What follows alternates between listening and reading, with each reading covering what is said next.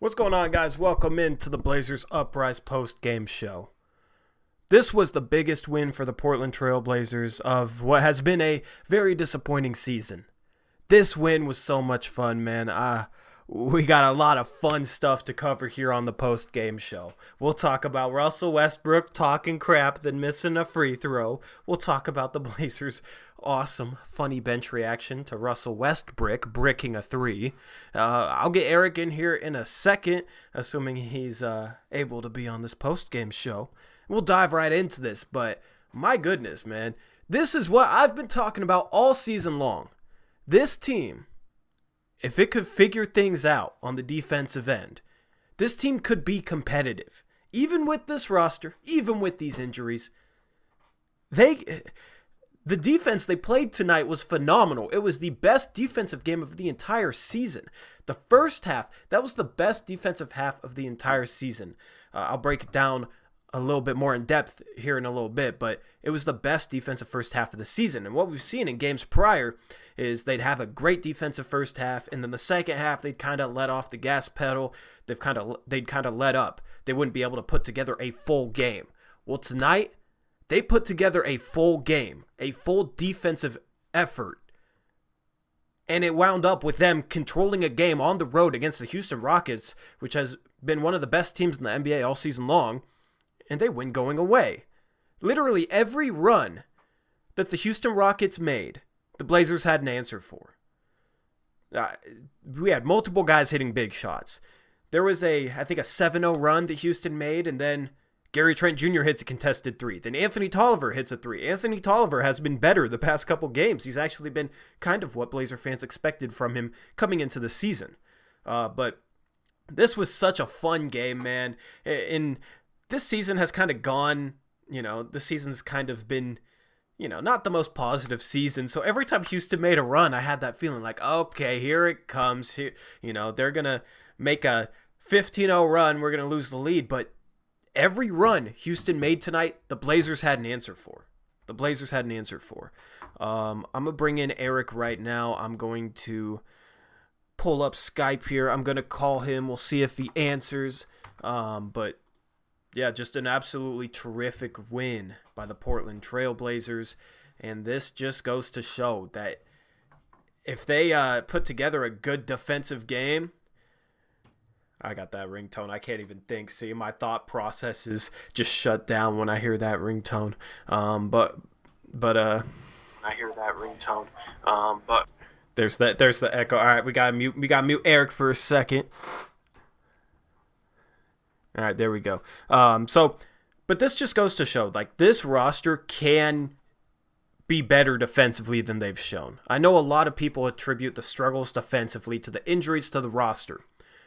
But this game, they did a lot of things right defensively that they haven't done all season long. And they've shown in flashes, but, they'd show them in flashes, then they'd completely revert back to struggling on the defensive end. Today, it wasn't just a flash. It was an entire game of good defense going up against one of the best offensive teams in the league, shutting down the league's leading scorer to a season-low 13 points, I think. What they did to James Harden tonight was impressive. They started off with a triangle and two or a diamond and one. I don't even know what type of scheme Terry Stotts was running. The ESPN announcers didn't even really know, but honestly, that's a good thing, man. If you're Houston, and you could tell Houston couldn't figure out how to attack that Portland defense that Portland started the game with, man. It was some creativity by Stotts, which is something that I've asked for time and time again. It wasn't the same typical defensive scheme. I bet Houston came out into this game expecting Terry Stotts to run the same defensive scheme, Terry Stotts, throughout his history as Portland Trail Blazers coach, has shown an unwillingness to double. He's shown an unwillingness to kind of switch up his schemes. Tonight, they were doubling hard on Harden. They changed up their schemes. They're running some sort of hybrid defense, like a diamond and one or a triangle and two or something. They were running some sort of creative hybrid defense. It seemed like they might have been switching out of it here and there, kind of mixing it up as the game went along. And that's what I've been asking for years out of Terry Stotts. And look what happened. It worked. It shut down the league's leading scorer.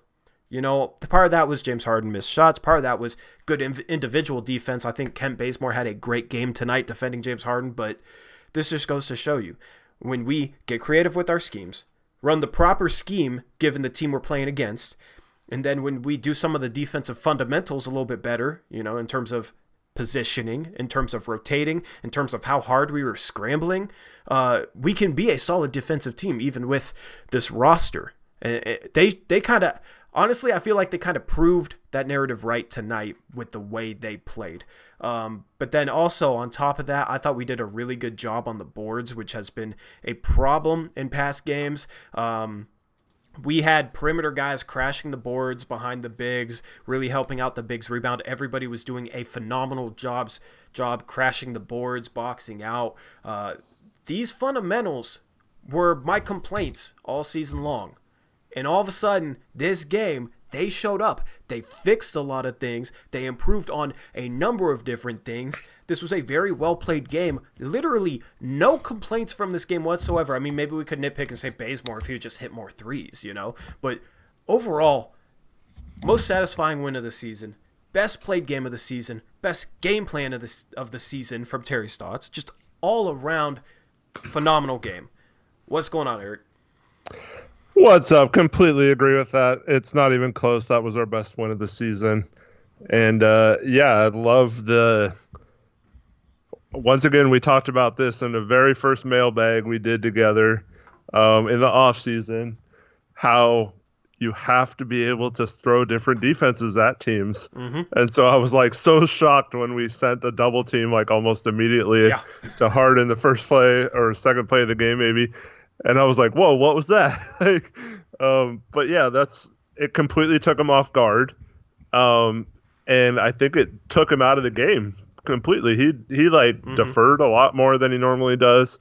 He never tried to take over this game until it was too late. And yeah, I commend Stotts for actually throwing something different out there. It was awesome to see. Yeah. I mean, you could tell he was uncomfortable, and that's the thing, is when we run that one defensive scheme where we just sag the big and we don't adjust, and teams going into the game know that's what we're going to do, teams get comfortable early and they start making a run.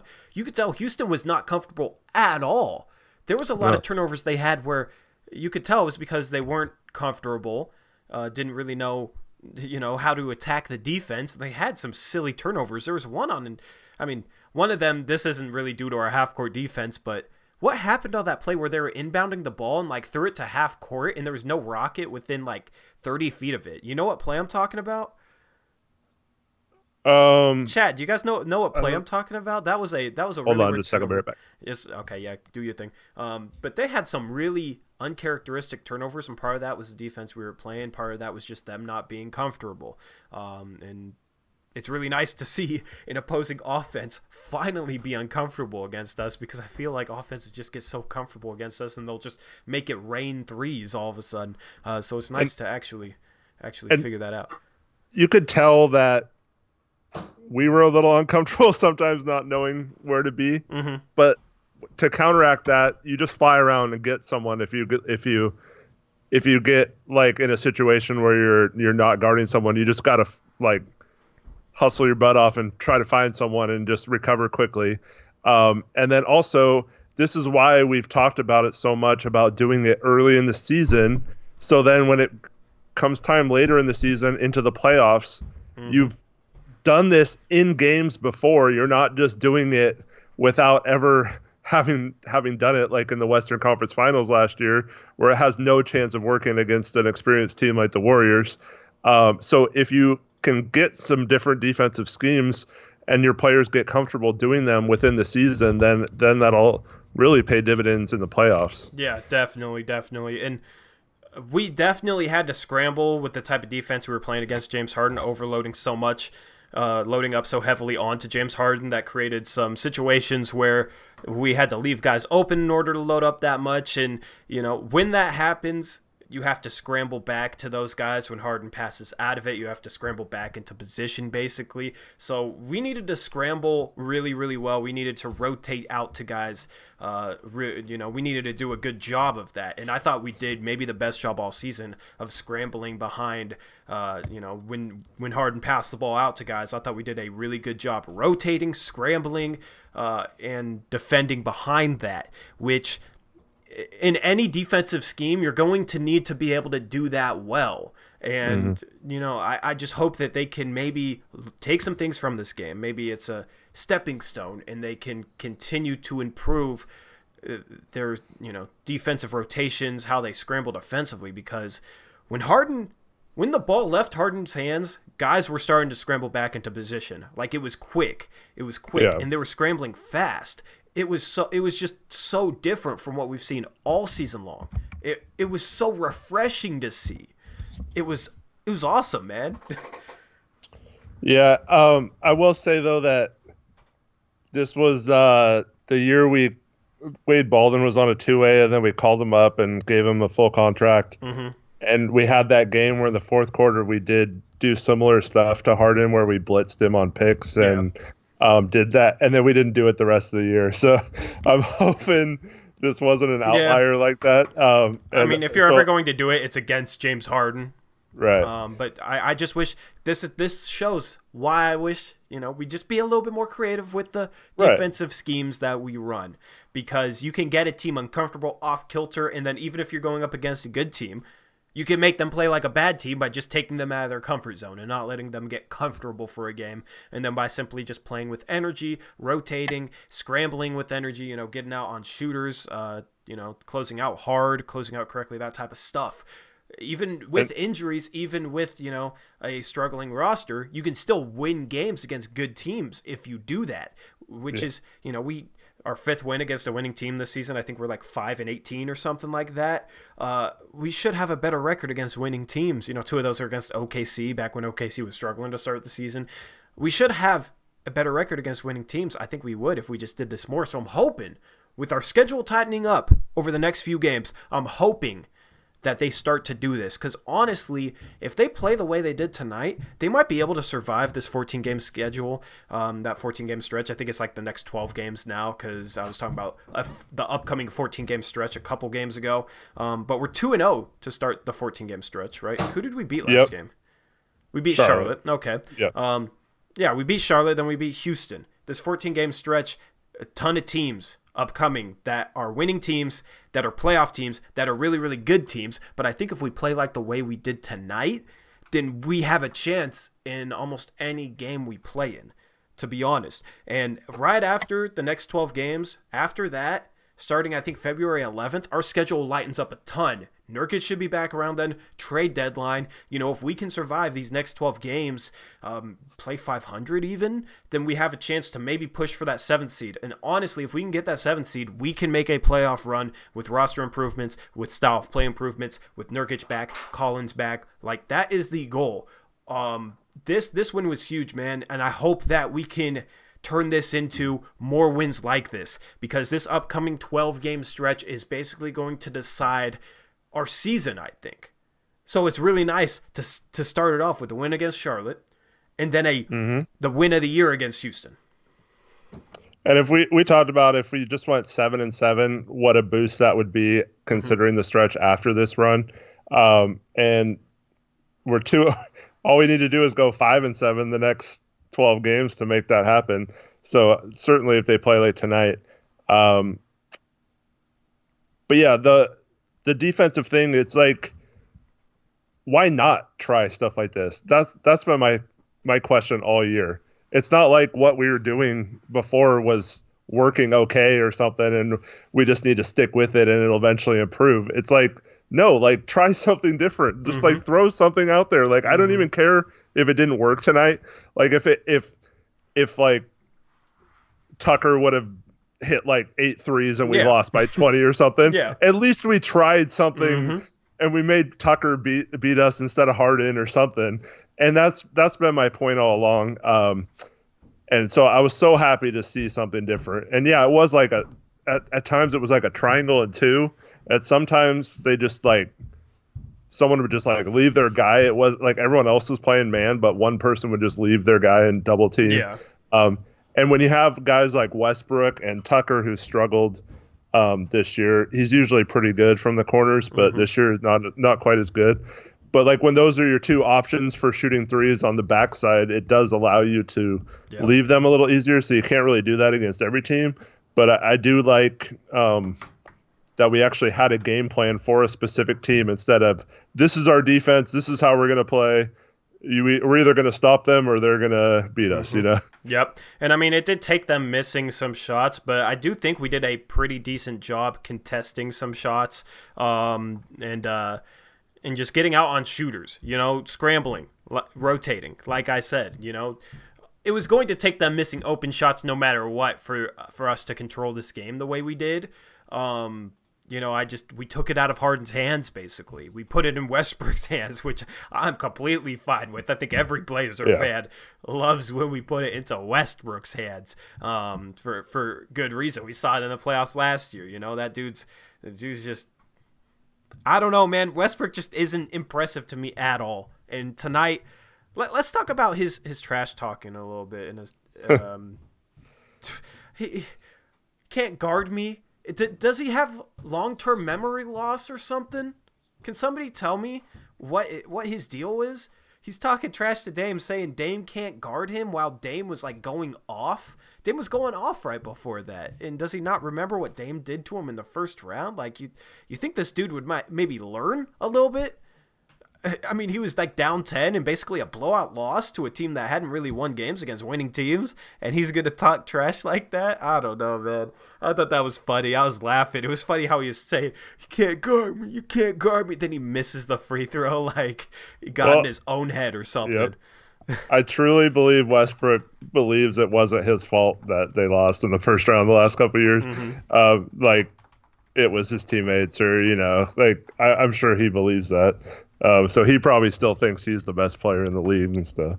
Oh, he probably does, man. I mean, that dude has so much confidence, and honestly, a lot of times it backfires on him. So it was funny. That was the epitome of Russell Westbrook right there. Talk trash while you're getting burnt, while you're down 12, and then miss the free throw. That was beautiful. That was funny. I also liked the bench reaction from Nurk and Tolliver when he bricked that three. That was hilarious, man. That had me dying. Russell first round exit. Westbrook says, Westbrook, you can't guard me. Dame, don't need to. Don't need to. That's beautiful. That's funny as hell.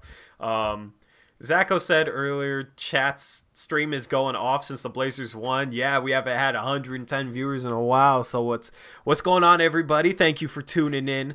We're with the chat popping off like this, we might miss some of your questions. So I mean, if you donate, we'll definitely see it. Also, you can have the chance to appear on our channel by donating to us on Patreon. $10 a month, and you'll get a monthly invite to appear for us for a whole podcast or a whole post-game show. If you donate $25 a month, we'll give you that invitation, but then we'll also invite you to like do a video with us or do another podcast. You'll get a little bit more opportunities to appear on the channel. So the link for that is in the description below if you want to guest on Blazers Uprise. If not, thank you for your support. Thank you for tuning in. I greatly appreciate the stream popping off like this. What's up, everybody? With this game, man, with this, them up late in the third, I was just like, just please hang on to this game so we could just have an awesome post-game live stream, and that's what we got right now. Zion Vodder says 110 people in chat, and then in quotes, Tori starts plugging.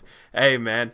Got to do what you got to do. It only makes sense. I could plug it I barely plug Patreon. Honestly, you guys know it's there though. This message is brought to you by BioFreeze.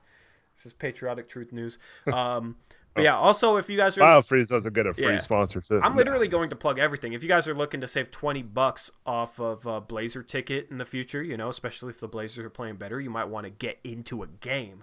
You can save $20 off your first SeatGeek purchase by using promo code Blazers Uprise. So that's a great way to get tickets and save some money. Anyway, how do we get our donation to show on the stream? It'll show in the chat. And then I'll answer it. But like I've kind of seen questions, but there's so many people in chat. I know I'm definitely missing some questions. So anyway, Carmelo Anthony is asking why we have a C grade on him on the stream. hey, he didn't Yeah. play like a C grade tonight. Carmelo, No. in his return, had a very solid game. He did have some What defensive offense? mistakes. His defense, he was probably like the only individual who I thought didn't play good defense tonight. I'm sorry, Carmelo, or Carmelo's burner.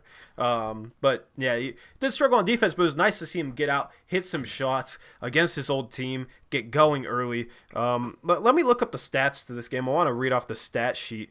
Let me find it here on my phone. While you're looking it up, I just want to talk about the second half offense. I thought was the perfect example of how you can play ISO ball, but also make it team ball. Mm-hmm. And like, so most of our drives, Dame was either getting to the middle of the key, shooting that little floater, or getting to the rim for a lay-in, or he was kicking out to like a wide open shooter. He hit CJ in the corner for one.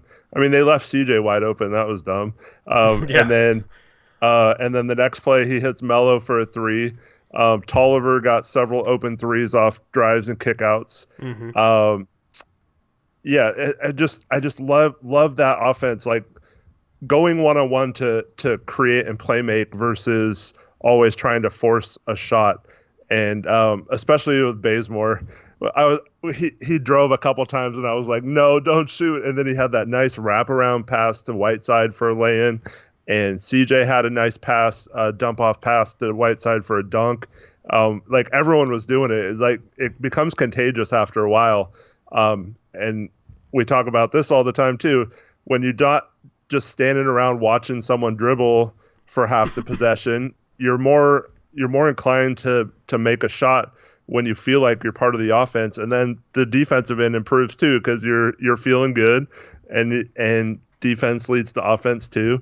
So I just like the way they played in the second half. Like just they were setting a pick to basically get Dame going one-on-one with Harden. Yeah, which Harden had 5 fouls at that time. He's not a good defender anyway, and you know Harden's not going to want to pick up his 6th foul, so you know that Dame's going to be able to get by Harden. I had a problem with Dame kind of settling for threes. He settled for a 30-foot three at one point with Harden on him after Harden switched onto him, and I tweeted out, I'm like, dude, just attack him. He's not going to defend you. He's not going to want to pick up his 6th foul. And I think there was a timeout at that point, and then out of that timeout, Dame, every time it got Harden on him, attacked, drew multiple defenders, and kicked. Yep.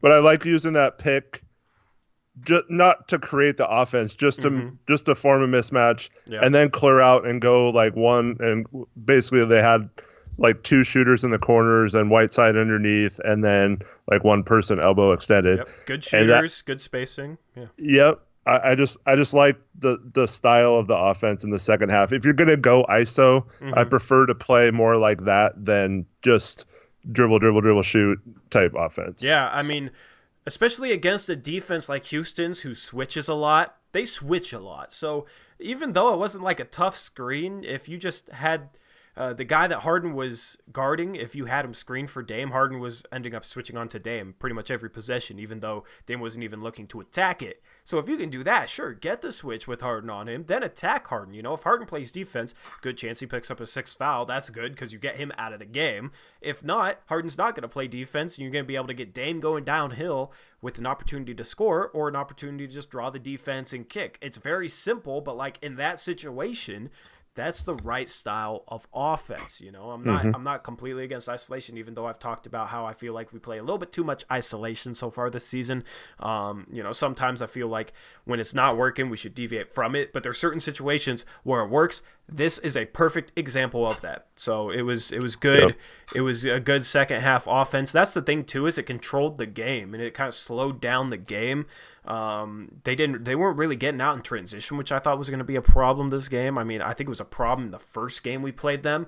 They weren't really getting out in transition. We just kind of just had control of this game in a way that we haven't had all season long against a good team, especially on the road, man. This win was super impressive. I saw somebody ask a while ago asking if we think we can beat Dallas. hey, if we can beat Houston in Houston, we can beat Dallas. Houston is a better team than Dallas. Maybe even guard Luka Doncic the same way we guarded James Harden. Honestly, why not? Worked against Harden. Let's see how Luka Doncic handles it. But let's look at the box score for this game. We had Damian Lillard leading us with 25 points, 7 assists, 7 rebounds. He was 8 for 20 from the field, 1 for 8 from 3. So Dame struggled with his shot, and we still dropped 117 points. We still took care of business with Dame not shooting that well. You look at Carmelo. He had 18 points, 12 rebounds. In his return to Houston, he was 7 for 10, 1 for 2 from the three-point line. So he was efficient tonight, especially from inside the arc, which he's kind of struggled with so far this season. But he was 6 for 8 inside the arc. Attacked the rim well. I like that he's not settling as much as he did earlier this season. I like that he's kind of trying to attack the rim a little bit more because he can get to the rim, man. That spin move is very quick. He's able to use his pump fake and get guys off their feet. So I like the way that Carmelo Anthony has played the past couple games. Whiteside, 18 points, 18 rebounds. Gotta see how many blocks he had. He had 2 blocks, but it felt like he had more than that because he did a great job protecting the rim without fouling, too. That's the thing. When you have Anthony Tolliver behind you, if you're in Hassan Whiteside's position, you know you have to play like 36, 37 minutes per game since we don't have anybody else above 6'8" right now. So the fact that he was able to protect the rim as well as he did without fouling was impressive. There's multiple plays where I thought that he might get whistled for a foul, but I thought it was good defense where he went straight up. The offensive player created a ton of contact, and Whiteside did a good job of just going straight up, being a presence, and stonewalling guys at the rim. Except for the one where he got fouled after Westbrook traveled. Yeah. I mean, he had 4 fouls, but in 37 minutes with him having to protect the rim against the Houston Rockets, that's good, in my opinion. So, good game by Whiteside. Yeah, no, I just hated that play where Westbrook traveled and then he drew the foul. I wish you could. I don't think you can review whether he traveled or not. Oh, it would just the one where he tried to load up to dunk. Yeah, I wanted Terry to challenge that because I felt like Whiteside didn't foul him, but I also felt like Westbrook traveled into that, and I think if Terry challenged that, they could have called the travel on Westbrook right before that, since that was like a part of the play. I think they're allowed to do that. I'm not entirely sure. But you would have had 2 chances to get that call overturned if they thought it was a travel on Westbrook, which it definitely was, or if they deemed Hassan didn't foul him. And that was Hassan's 4th, I think, or 3rd or something. I think it was his 4th. So I wanted, that was another reason why I thought Terry should have challenged that play because it was Hassan Whiteside's 4th foul. But, using challenges is tricky. I think they should have 2, or maybe 1 in the first 3 quarters and then 1 in the 4th quarter or something like that. I think they can improve that system a little bit more. CJ McCollum, 24 points, 6 assists. I thought CJ made some nice passes tonight. Yep. We talked about on our podcast earlier today that I think CJ has improved his style of play as the season has gone along. His assists per game is creeping up there almost at 4, which is good for CJ McCollum. It hasn't been 4 since I think his first season starting.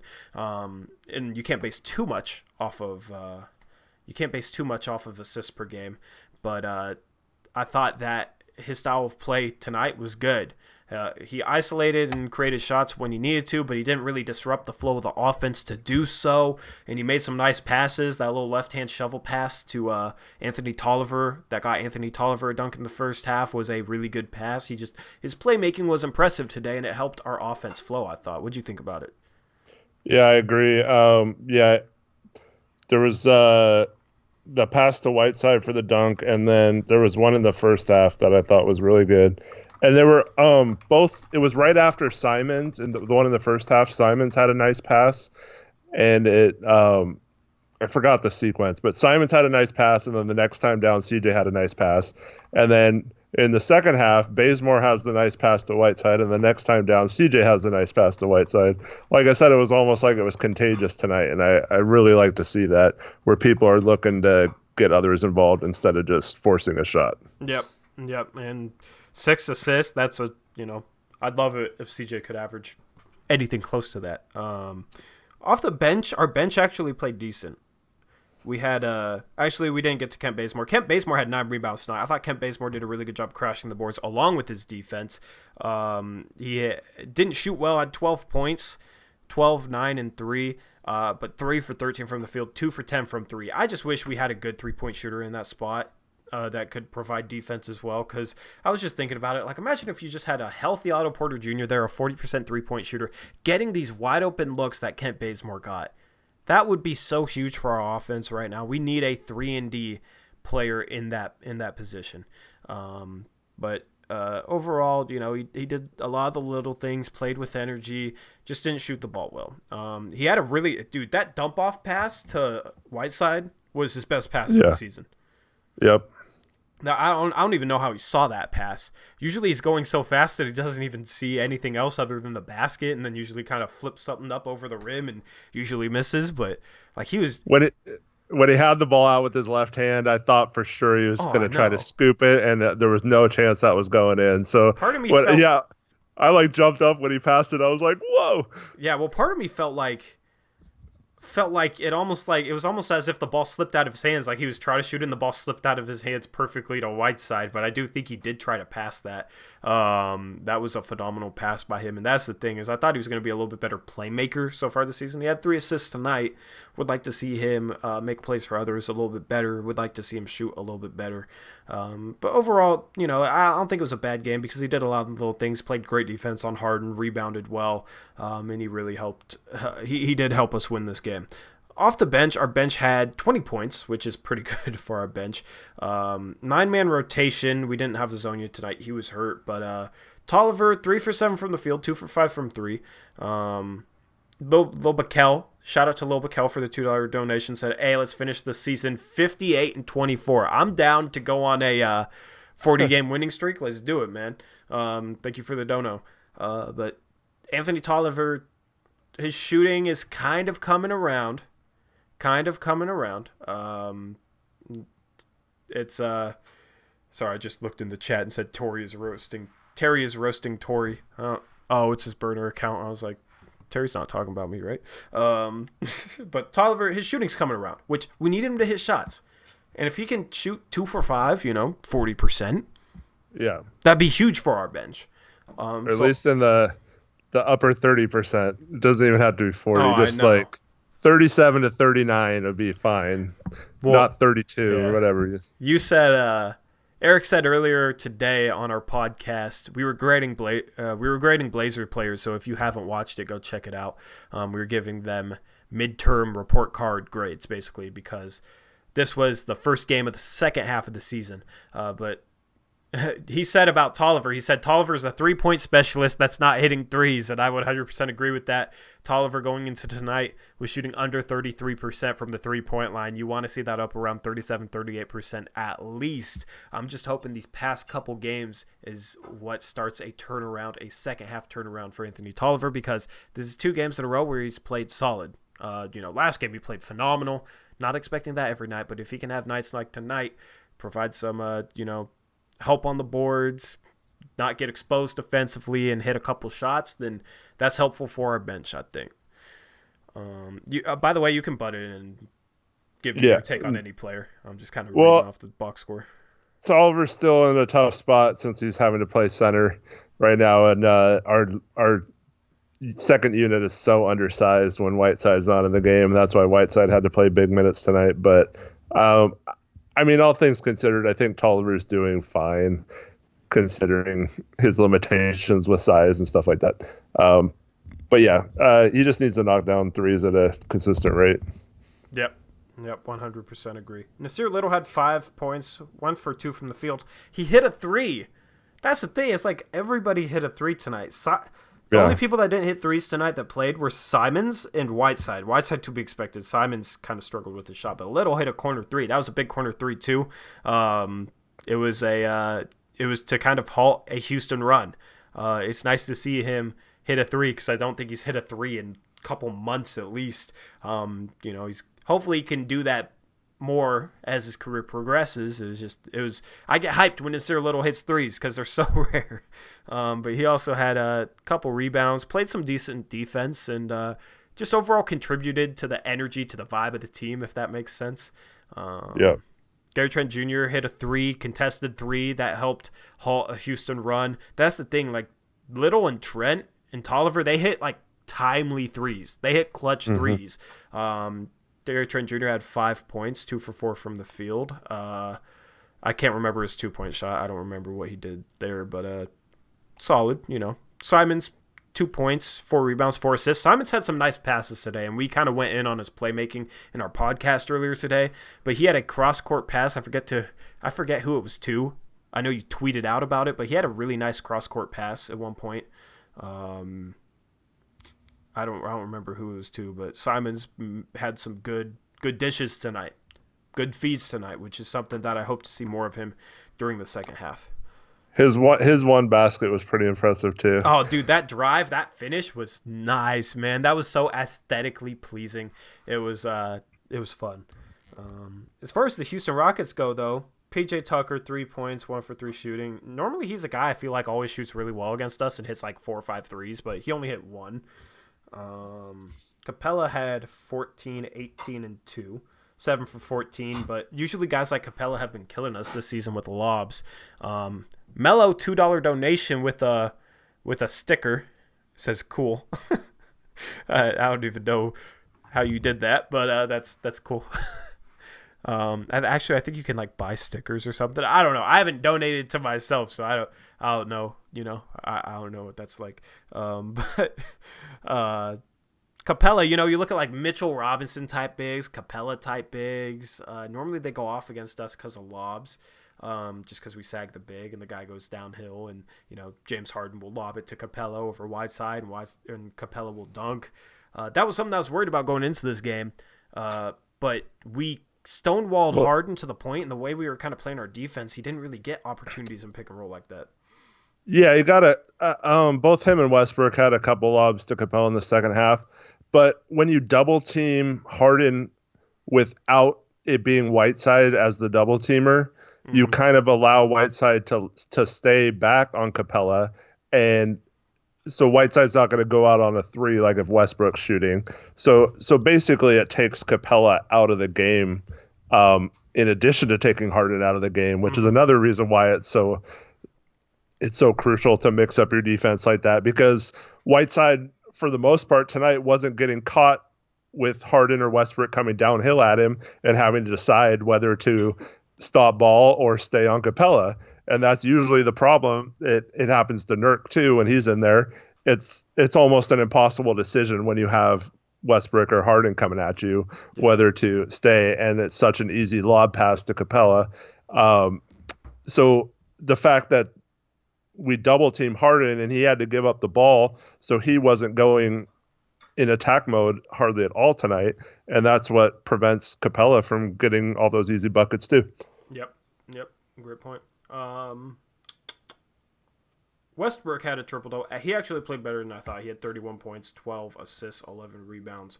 42 minutes played, 11 for 22 from the field, 2 for 5 from 3, which he's like a 23% three-point shooter, so him going 2 for 5 is phenomenal for him. 7 for 12 from the free throw line, his typical free throw struggles. So he actually played well. If he didn't, normally he doesn't shoot that well. If he doesn't shoot that well, we win by 20 maybe.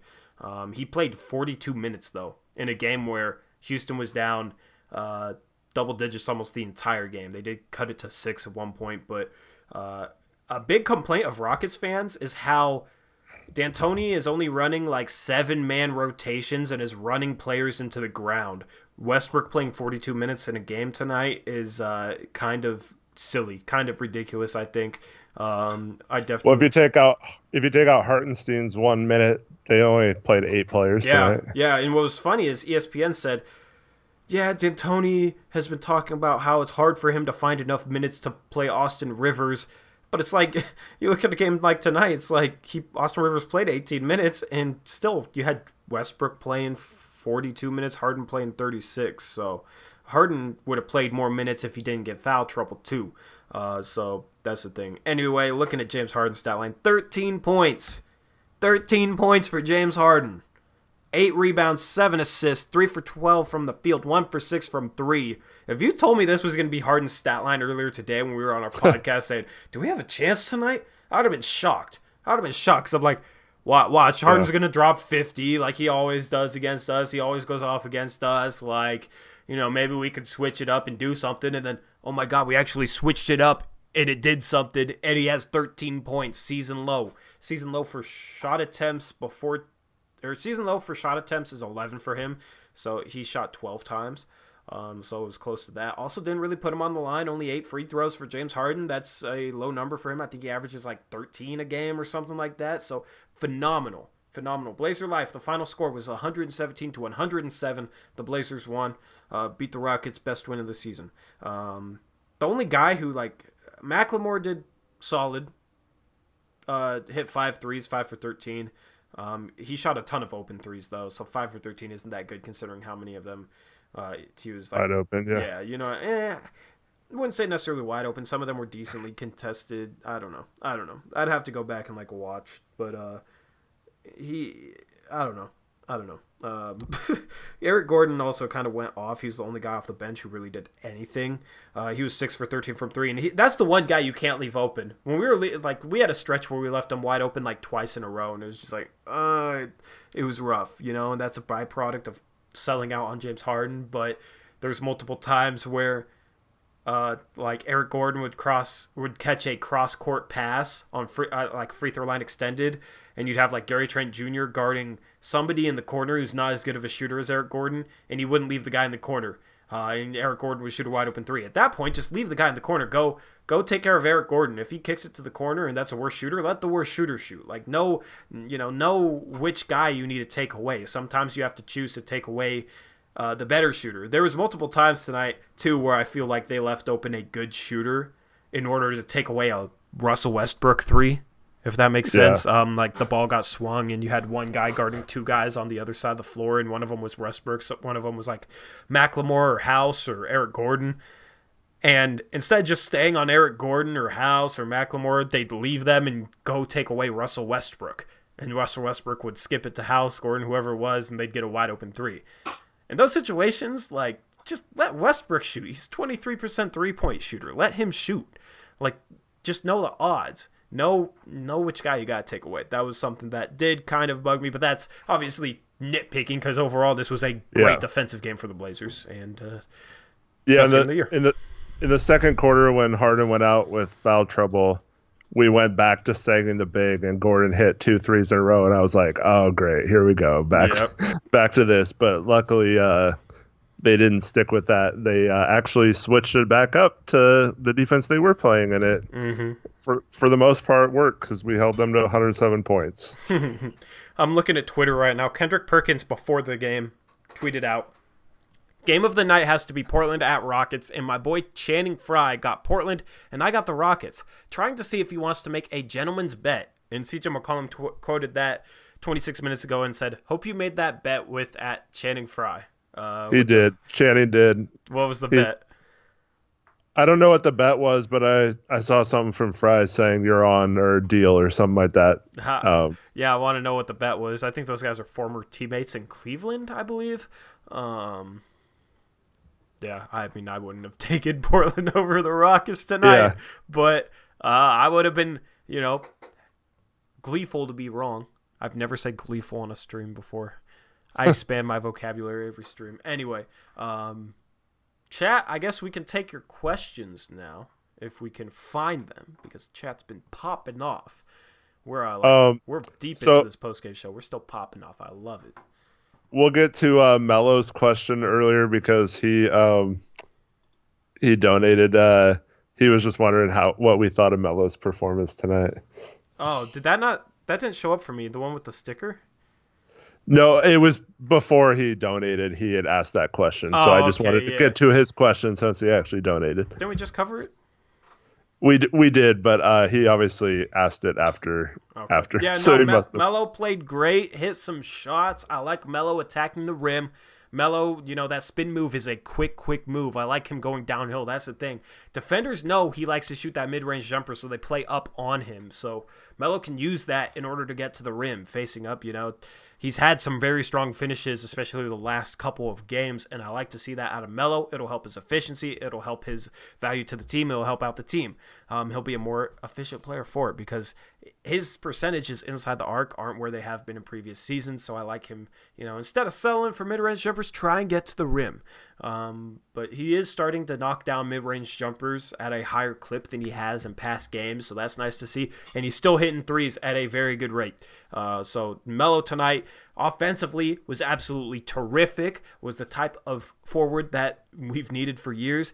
Defensively, I do think he kind of struggled tonight, but that's, he's old, and he's not going to be like playing with a ton of energy, given his age. But overall, really good performance by Melo, I think.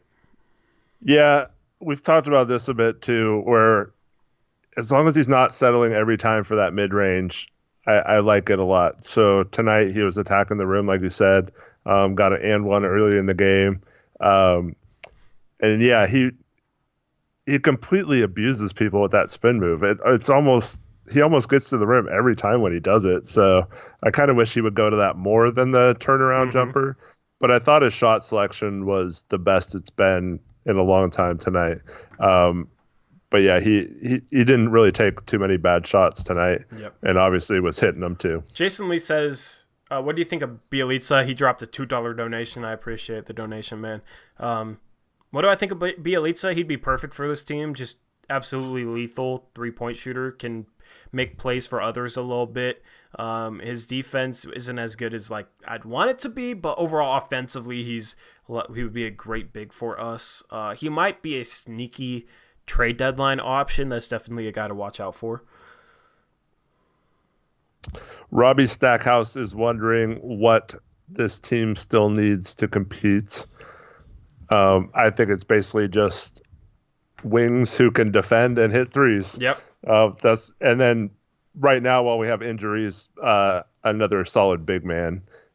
So Whiteside doesn't have to play so much. Or if we trade Whiteside, we need to get a big, whether it's like a cheap throw-in like Hernan Gomez from Charlotte or someone like that to split time with Nurk when he comes back. But we do need some sort of big man just to have on the roster. But yeah, just three and D wings. That's all we really need. And obviously, we're not going to talk trades. I've seen some trade questions in here. Yeah. We just beat the Houston Rockets. All right, we got a ton of time to talk about trades. Our podcasts, we talk about trades all the time. So if you can't tune into our podcasts, you can always watch it back after we stream it. If you can tune into our podcast and you aren't, I don't know what you're doing. We go live Monday, Wednesday, Friday around 3:30, and we just talk about, it's not as many people in there, so we can take questions a little bit more. And a lot of times we talk about trades and we go over trade targets, and we have trade talk videos, so we cover a lot of trades and that type of stuff. I usually try and avoid it on post-game streams, though, because I like talking about the game. And since there's a lot of people in here right now, we are going to have a ton of content for the trade deadline. And of course, any trades that happen involving the Blazers, we will go live with our analysis on them. And then we'll have a live stream the day of the trade deadline and the night before as well, kind of breaking down all the trades that happen and what we think of them and all that. Yep. Do you guys want to go around the NBA? We can go around the NBA right now. Talk about some action from around the league. We haven't done this in a while, actually. There's a game wrapping up right now. Orlando is in LA, up 3 with 15 seconds left. Markelle Fultz just hit a 4-foot shot. So Lakers have the ball down 3 with 15 seconds left. We'll see if they can pull this out. But they're playing without Anthony Davis. They do have LeBron James, though. At one point, Orlando was up like 15, and then the Lakers came back and took the lead. So be interesting if they held on. Markelle Fultz has a triple-double. Let's go, man. He's 21, 11, and 10.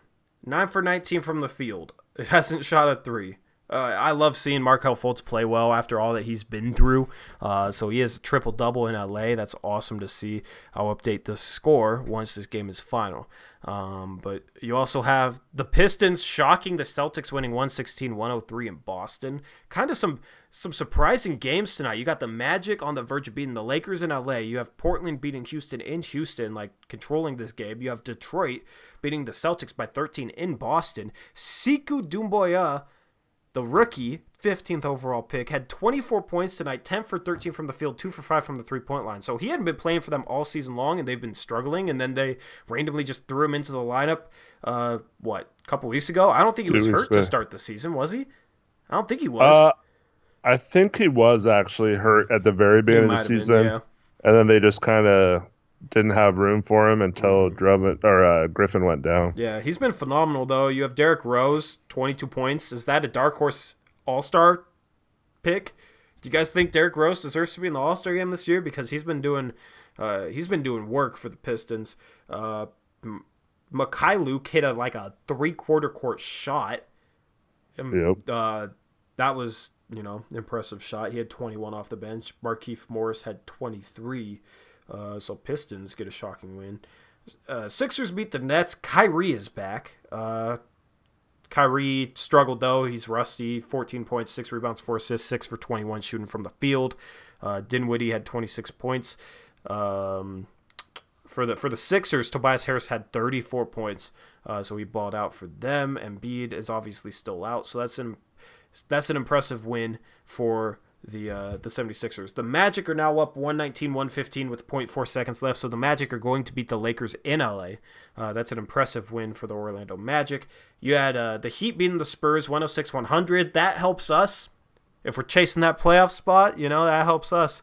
San Antonio falls to 17-22. Right now we're 18-24, so we're a half game back. DeRozan had 30, but they didn't get the win.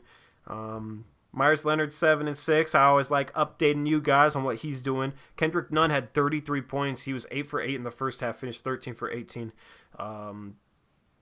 Yeah, that Heat team is impressive, man. I did not think they'd be anywhere close to this good, but they've been phenomenal this season. The Raptors beat the Thunder, which also helps us if we're trying to get that 7th seed. So I did not expect us to gain a game on the Thunder tonight, but we gained a game on the Thunder tonight, even though we were playing the harder team, in my opinion. So that's good news because that 7th seed isn't completely out of the picture, and that would be a good first round matchup for us. It'd probably be Denver or Houston at this point. But you had Norman Powell 23, solid game for him. Schroeder 25 off the bench. He's been phenomenal. That's the dark horse for 6th man of the year, I think. Dennis Schroeder's been good, man. Yep.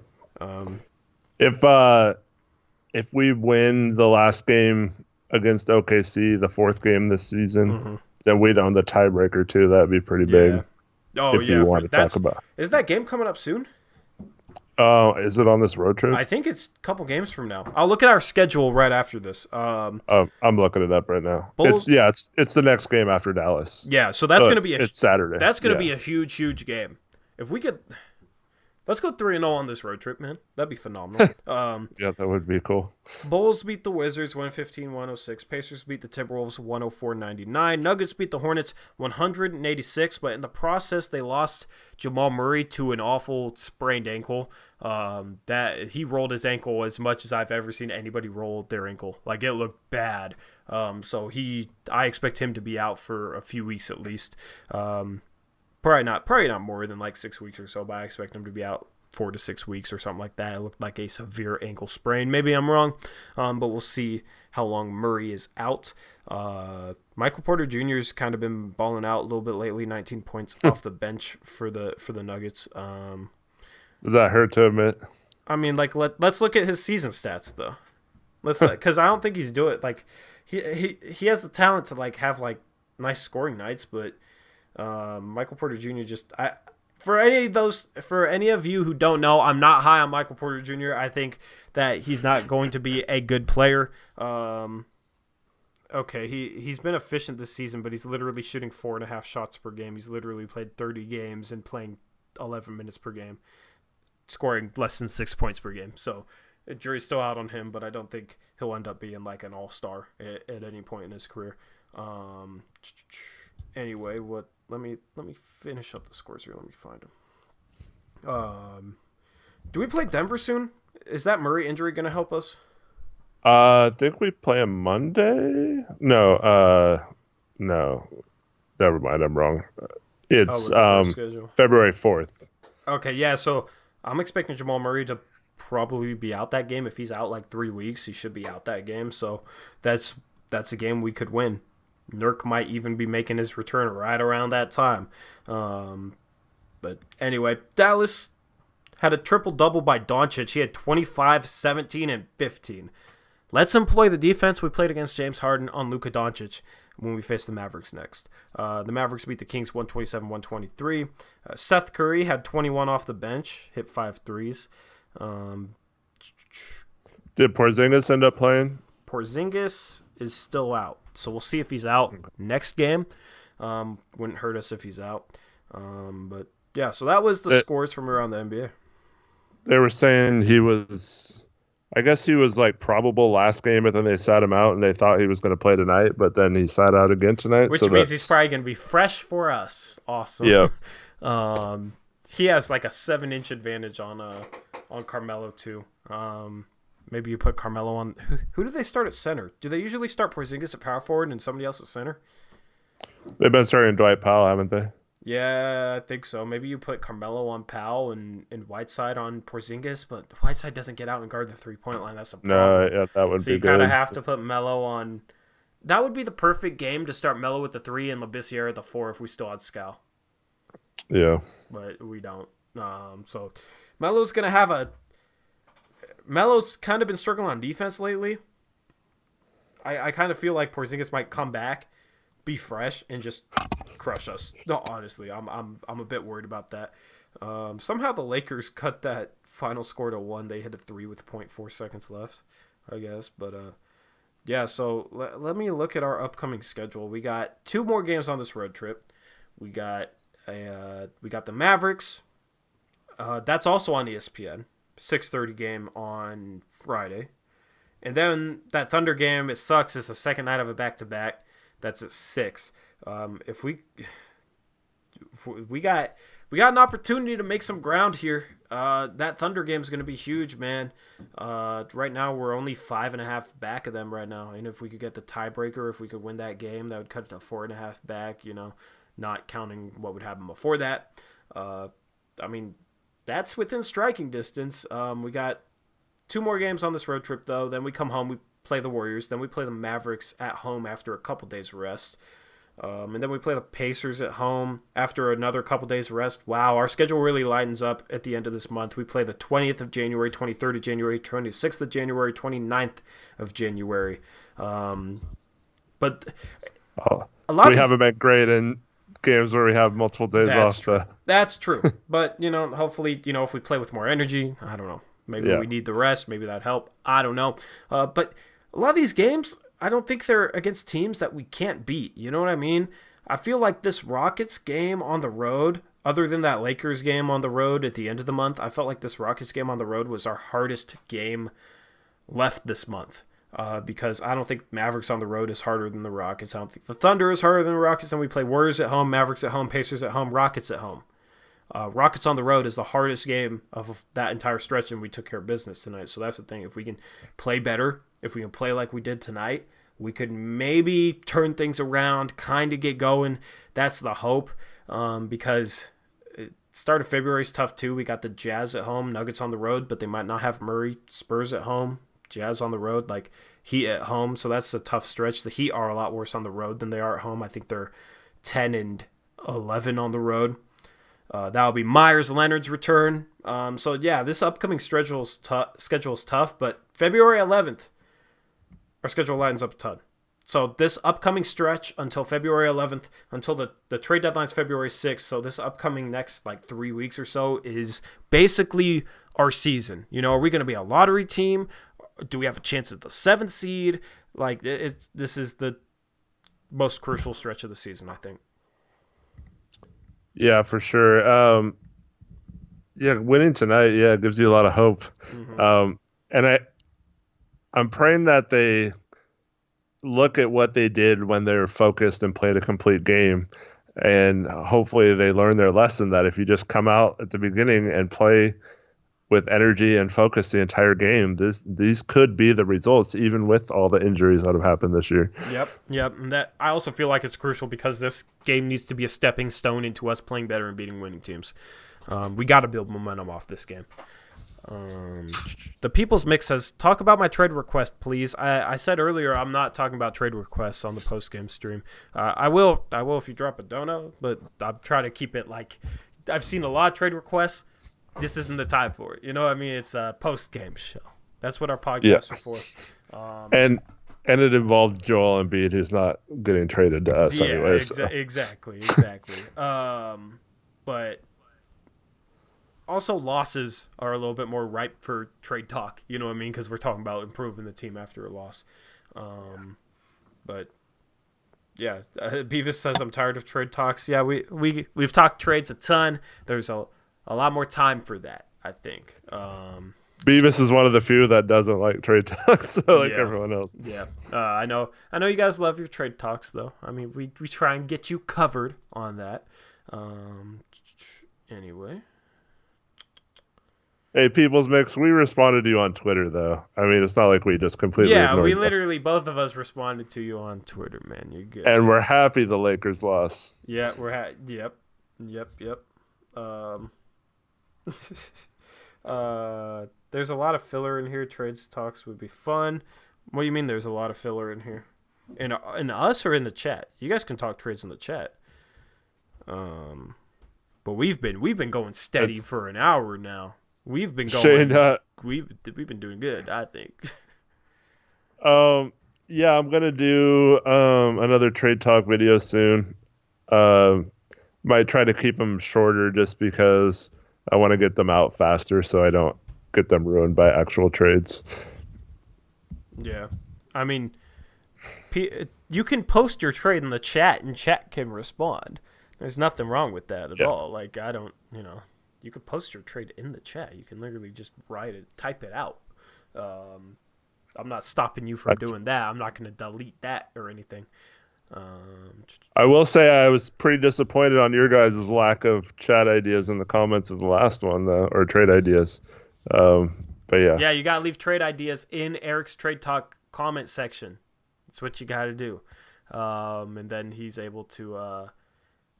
respond to those on the video. So if you want to do that, then maybe that's a good option too. Like I said, we got you guys covered on the trade talk. We got you guys covered on literally everything. Literally everything. We got you covered with the in-depth analysis. We got you covered with the post-game shows. We got you covered with we preview games when we do our podcast. We do picks against the spread picks. We talk trades a ton, mailbags, so you guys can ask your questions to me and I post the mailbags. So I think we got you guys covered. I'm open to additional ideas for like additional type of content that I can make. I got a couple different videos coming up, like Hassan Whiteside trade ideas and Kent Bazemore trade ideas. I want to give my input on some of the trade talk, but I think we do a good job getting you guys covered. Anyway. Yeah, mama. No, I wouldn't. Never. Would like to see fellow fan ideas, but no one ever responds. LOL. Yeah, the chat's kind of popping right now. But like a mailbag might be good for that, or a podcast. Because normally we got like 50 people on our podcast, like 80 to 100 people on our post game shows. Tonight's been awesome because we got that win. So we're just chilling. We got the good vibes in the stream tonight on a Wednesday night. Why didn't we bring in J.R. Smith? J.R. Smith isn't good. I'm not a fan of J.R. Smith, man. He is old. Inefficient, can't defend. He's not going to help this team do anything. He'd literally be like Bazemore without the defense, honestly, because people think he's a good three-point shooter. Two of his last 3 seasons, he's been horrible. He can get hot here and there, but like he's so streaky that most of the time he's just going to hurt you because he's not going to make shots as much as people think. Blazers trivia Kahoot right now. Let's talk about the difference of our schemes tonight and how Terry Stotts coached the game for once. We already hit that up at the beginning of the stream, but yeah, Terry Stotts came in with a good defensive game plan, got creative with his defense. You guys want something fresh to talk about. We haven't talked about the damn media in a while, Blazers media, but this game shows exactly what I've been talking about, exactly what I've been called a moron, a donkey, a moronic donkey for stating. I've stated this constantly in the past. If we just had better defensive fundamentals, rotated better on defense, got more creative with our schemes, we could be a better defensive team. The one time we decide to do that, and we do that for a whole game, look what happens. We hold the Houston Rockets to 107 points, which is a good number to hold them to. It was a fast-paced game. We beat the Houston Rockets on the road. All right? Now, I always said, what you want to attribute our struggles to that, like, we struggled with these types of things before. The scheme and not being creative with the scheme is obviously a stats thing, but everything else, the lack of defensive fundamentals, the lack of rotations, the lack of, proper positioning, who you wanted to blame for that is kind of subjective. Like, I could understand how some people would say, okay, the coach needs to get them better positioned, rotating better defensively, that type of thing. The coach needs to help them improve on that, and they're not improving, so part of that is the coach. And I understand some people that think like, okay, the coach probably is trying to help them improve on that, and these guys just can't figure it out. It's a player's fault. I always left that open for you guys to interpret, but there were obvious problems before this game with our, just playing one defensive scheme, not rotating well, not scrambling with energy, not getting out on shots, not crashing the boards hard enough, especially our perimeter guys. And then I feel like this game kind of proved those complaints to be justified because we fixed those things tonight and we controlled a very good team on the road and we played the best game of the year. So it showed that we can do it. It showed that this roster, even with all these injuries, can still do it. So there you go. Tori is speaking the language of the gods. Yeah, what do you think about that, Eric, man? Yeah, I pretty much agree with what you say. The scheme is the issue, in my opinion. And the players showed tonight that they are capable of handling a more complex scheme. And with more practice of those complex schemes, they could be even better than they showed tonight. Yeah. And maybe even have a defense that forces turnovers and does different things where it's not predictable and isn't a bottom third defense in the league. And is even if they were like last year where we're around 15, 16 instead of in the 20s, that's a huge improvement over what we've seen so far this year. Yep. And before anybody, let me just say this, before anybody says, oh, well, Tolliver hedges, that's a different scheme than they normally run. I mean, in general, they run one defensive scheme. Yeah, they might hedge Tolliver here and do something a little bit different there every now and then, but generally, it's one defensive scheme. They haven't had a game like tonight where they've come out and just completely switched things up from the jump in terms of how they were defending pick and rolls in terms of like their defensive scheme coming out of the gate with their normal lineup. So I thought, and I almost felt like last game Tolliver was just doing that because that's what he thought was best to do, not necessarily because he was being told to do that, because that's never really their style. So I know there's no way to prove that without being in the huddles, but you know what I mean. Yep. So I thought it was good defensive scheme coming out tonight. Unique game versus a unique offense. I don't know what you mean by that. But some people are saying we can't play this defense against. Well, yeah, your defensive schemes have to be situationally based. Tonight's defensive scheme was situationally based. It was based on who we were going against. It was based on who we needed to take away, and it was just a good situational game plan. Obviously, you got to switch that up based on the situation, but that's been really one of my biggest complaints is we don't switch up our defensive schemes enough based on the situation. We don't switch up our defensive schemes enough when the situation calls for it. We run the same defensive scheme usually, regardless. It doesn't matter who we're playing. We have the same defense against that. And tonight we actually curtailed the defensive around the team we're playing, and that was great to see. And that's not, I don't care what anyone says, that's not something that usually happens with this coaching staff. So I like to see that. And there are times where it's good to have the same defensive scheme for multiple games, but it doesn't work against every team. And there is no perfect defense that works all the time against every team. So I like to see throw out different things and get comfortable doing those different things during the season. Yep. Jake Carey says we hedge with Whiteside on a lost side pick and roll and handoffs coming out of the corner. Okay, yeah, that's part of the main scheme we do because we do that pretty consistently. But that's just we don't really switch up. I don't know. He's always in here like kind of like defending Stotts, but we don't switch up our defense as much as we should. We don't get creative with our defensive schemes. That's just based off watching other teams. That's based off of, the number of schemes that I've run in my playing days. There's a lot of different stuff that we could do that we don't do. We don't get creative enough. So that's why I like what Stotts did tonight. He got creative, and he played a good defensive scheme, and it was situationally based. And I'm trying to give Stotts props because he did something tonight, which is something that I've wanted to see from him in the past, in this whole season, basically. And he finally did it. He got creative with his defense. So. Yeah. I might be old here, but what does Kahoot? What is that? I don't know. I don't even really know.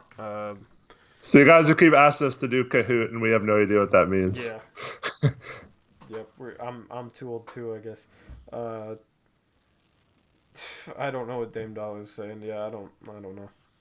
It wasn't just him. It was. But I don't know what that means. Download it. We're not going to download something. And, why don't you guys bring the Kahoot game to us? Yeah, you guys gotta explain. Half these internet people talking weird lingo I don't understand. Yeah, neither do we, man. I don't understand. Kahoot is a kid's game. My son plays it in his special needs classroom. Okay, kids game. What's up, Jason? I haven't seen you in chat in a while. You've been commenting on the videos, but I think he was commenting a little bit earlier, but chat was like popping off. Yeah. So if I missed your guys' questions so far, or if I haven't responded to you guys or acknowledged, you guys in here, chat's been popping off today. I expected this with such a huge win. It's kind of goes back to how it was the start of the season. If you remember the start of the season, we were getting like 130, 140, 145 viewers.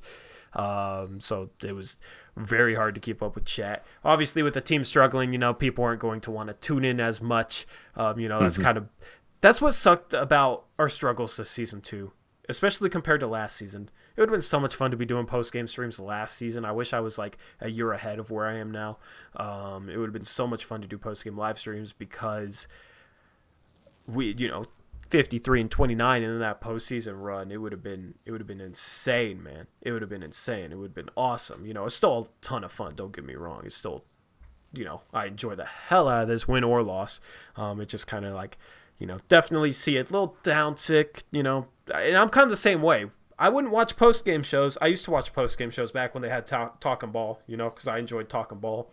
But we would lose, and I wouldn't want to keep watching something Blazer related. We lost. I was frustrated, so I'd kind of tune out and go do my own thing. So I definitely have seen it on my end. But so it's nice to get a huge win like this, and pick it up, so to say. And I think this has been kind of therapeutic, at least for you and I. Yeah, to get on here and rant about the things that we see and yeah. I don't know. It's sometimes it's ranting, but usually I feel like we're pretty like justified in a lot of our complaints, and I feel like a lot of our praise. I don't know. I feel like we see the game well, so some people might disagree, I guess, but a lot of times it was like I would see things that would be frustrating, and I wouldn't be able to like vent about it, and I'd listen to post-game shows, and they wouldn't talk about it or anything like that. So it's nice to be able to actually bring Jimbo says we should crack a cold one instead of whatever Kahoot is. Crack a cold one instead of Kahoot. It would be fun to do a drunk post-game stream. I'd do a drunk post-game stream. Well, I'll do that the game of the trade deadline if we don't make a trade. Oh my God! I'll get wasted. I'll day drink all day and then come on the drink. I thought you'd like your liver or something. I can drink. It's just not good for me. I mean, not that it's good. Who's it good for? Yeah. Shoot, that should. Hey, So we do picks against the spread Friday. Then we have a game Saturday.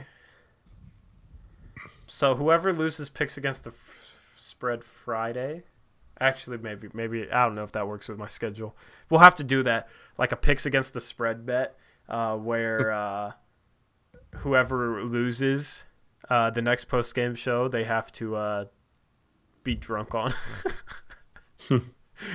That would be interesting, but also I don't know. That'd be kind of scary too. Yeah. That'd be scary too.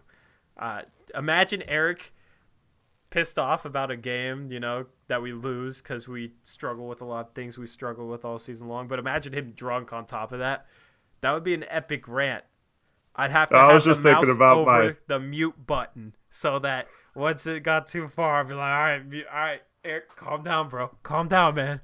He's just going off, bouncing off the damn walls.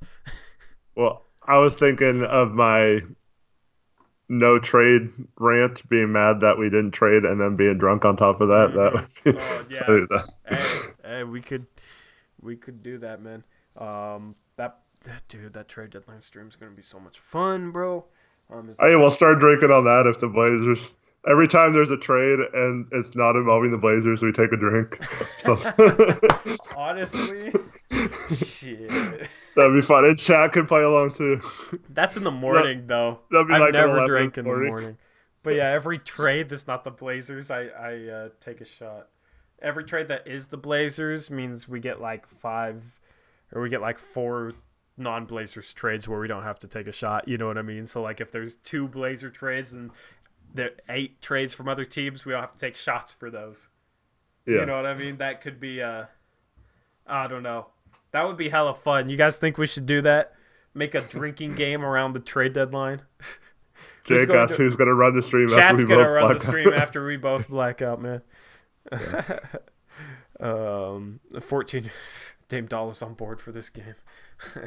Best idea yet.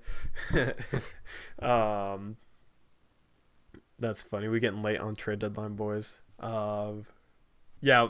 Hey, if you guys ever have suggestions for fun stuff we could do, it's a YouTube channel, so we have a lot of freedom.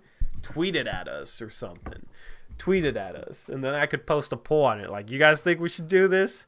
And if, the majority says yes, we'll do it because we're a channel for the people. Okay? We're for the people. We're for you guys. So if you guys want to see me blacked out, I guess I'm going to get blacked out. Why don't the people who want to play Kahoot, why doesn't one of you make a Kahoot game and then we'll all play it? I don't know. I'll play the drinking game with y'all. Or we can have like certain trade targets I think the Blazers should go after, and if they every time they get traded, you have to Otto Porter gets traded somewhere else. Damn. We'll figure it out. We'll figure it out, and we'll like tweet out the rules. You guys can play along if you take a sick day. Join us for that trade deadline live stream. It's on a Thursday. Well, if you're not at jury duty, you can get drunk at jury duty. Fuck that, dude. Just show up wasted. I ain't trying to do jury duty on trade deadline day and like not be able to do my stream. I gotta get that rescheduled. Thanks for reminding me. I need to do that tonight. I need to freaking acknowledge that I got the notice that I have to serve jury duty the week of the trade deadline. Of course, the timing of that is ridiculously unlucky. But I can reschedule it probably, so I need to try to reschedule that tonight. I'll keep you all updated on that. Or I can live stream from jury duty. Just kidding, that's not possible. I can spot guilty people instantly, then point at the judge. I got so many people like, oh, just say this ridiculous thing and just say that ridiculous thing. I'm like, oh, I'm not trying to have it come to anything like that, man. But spicy wings challenge, actually, that might be better.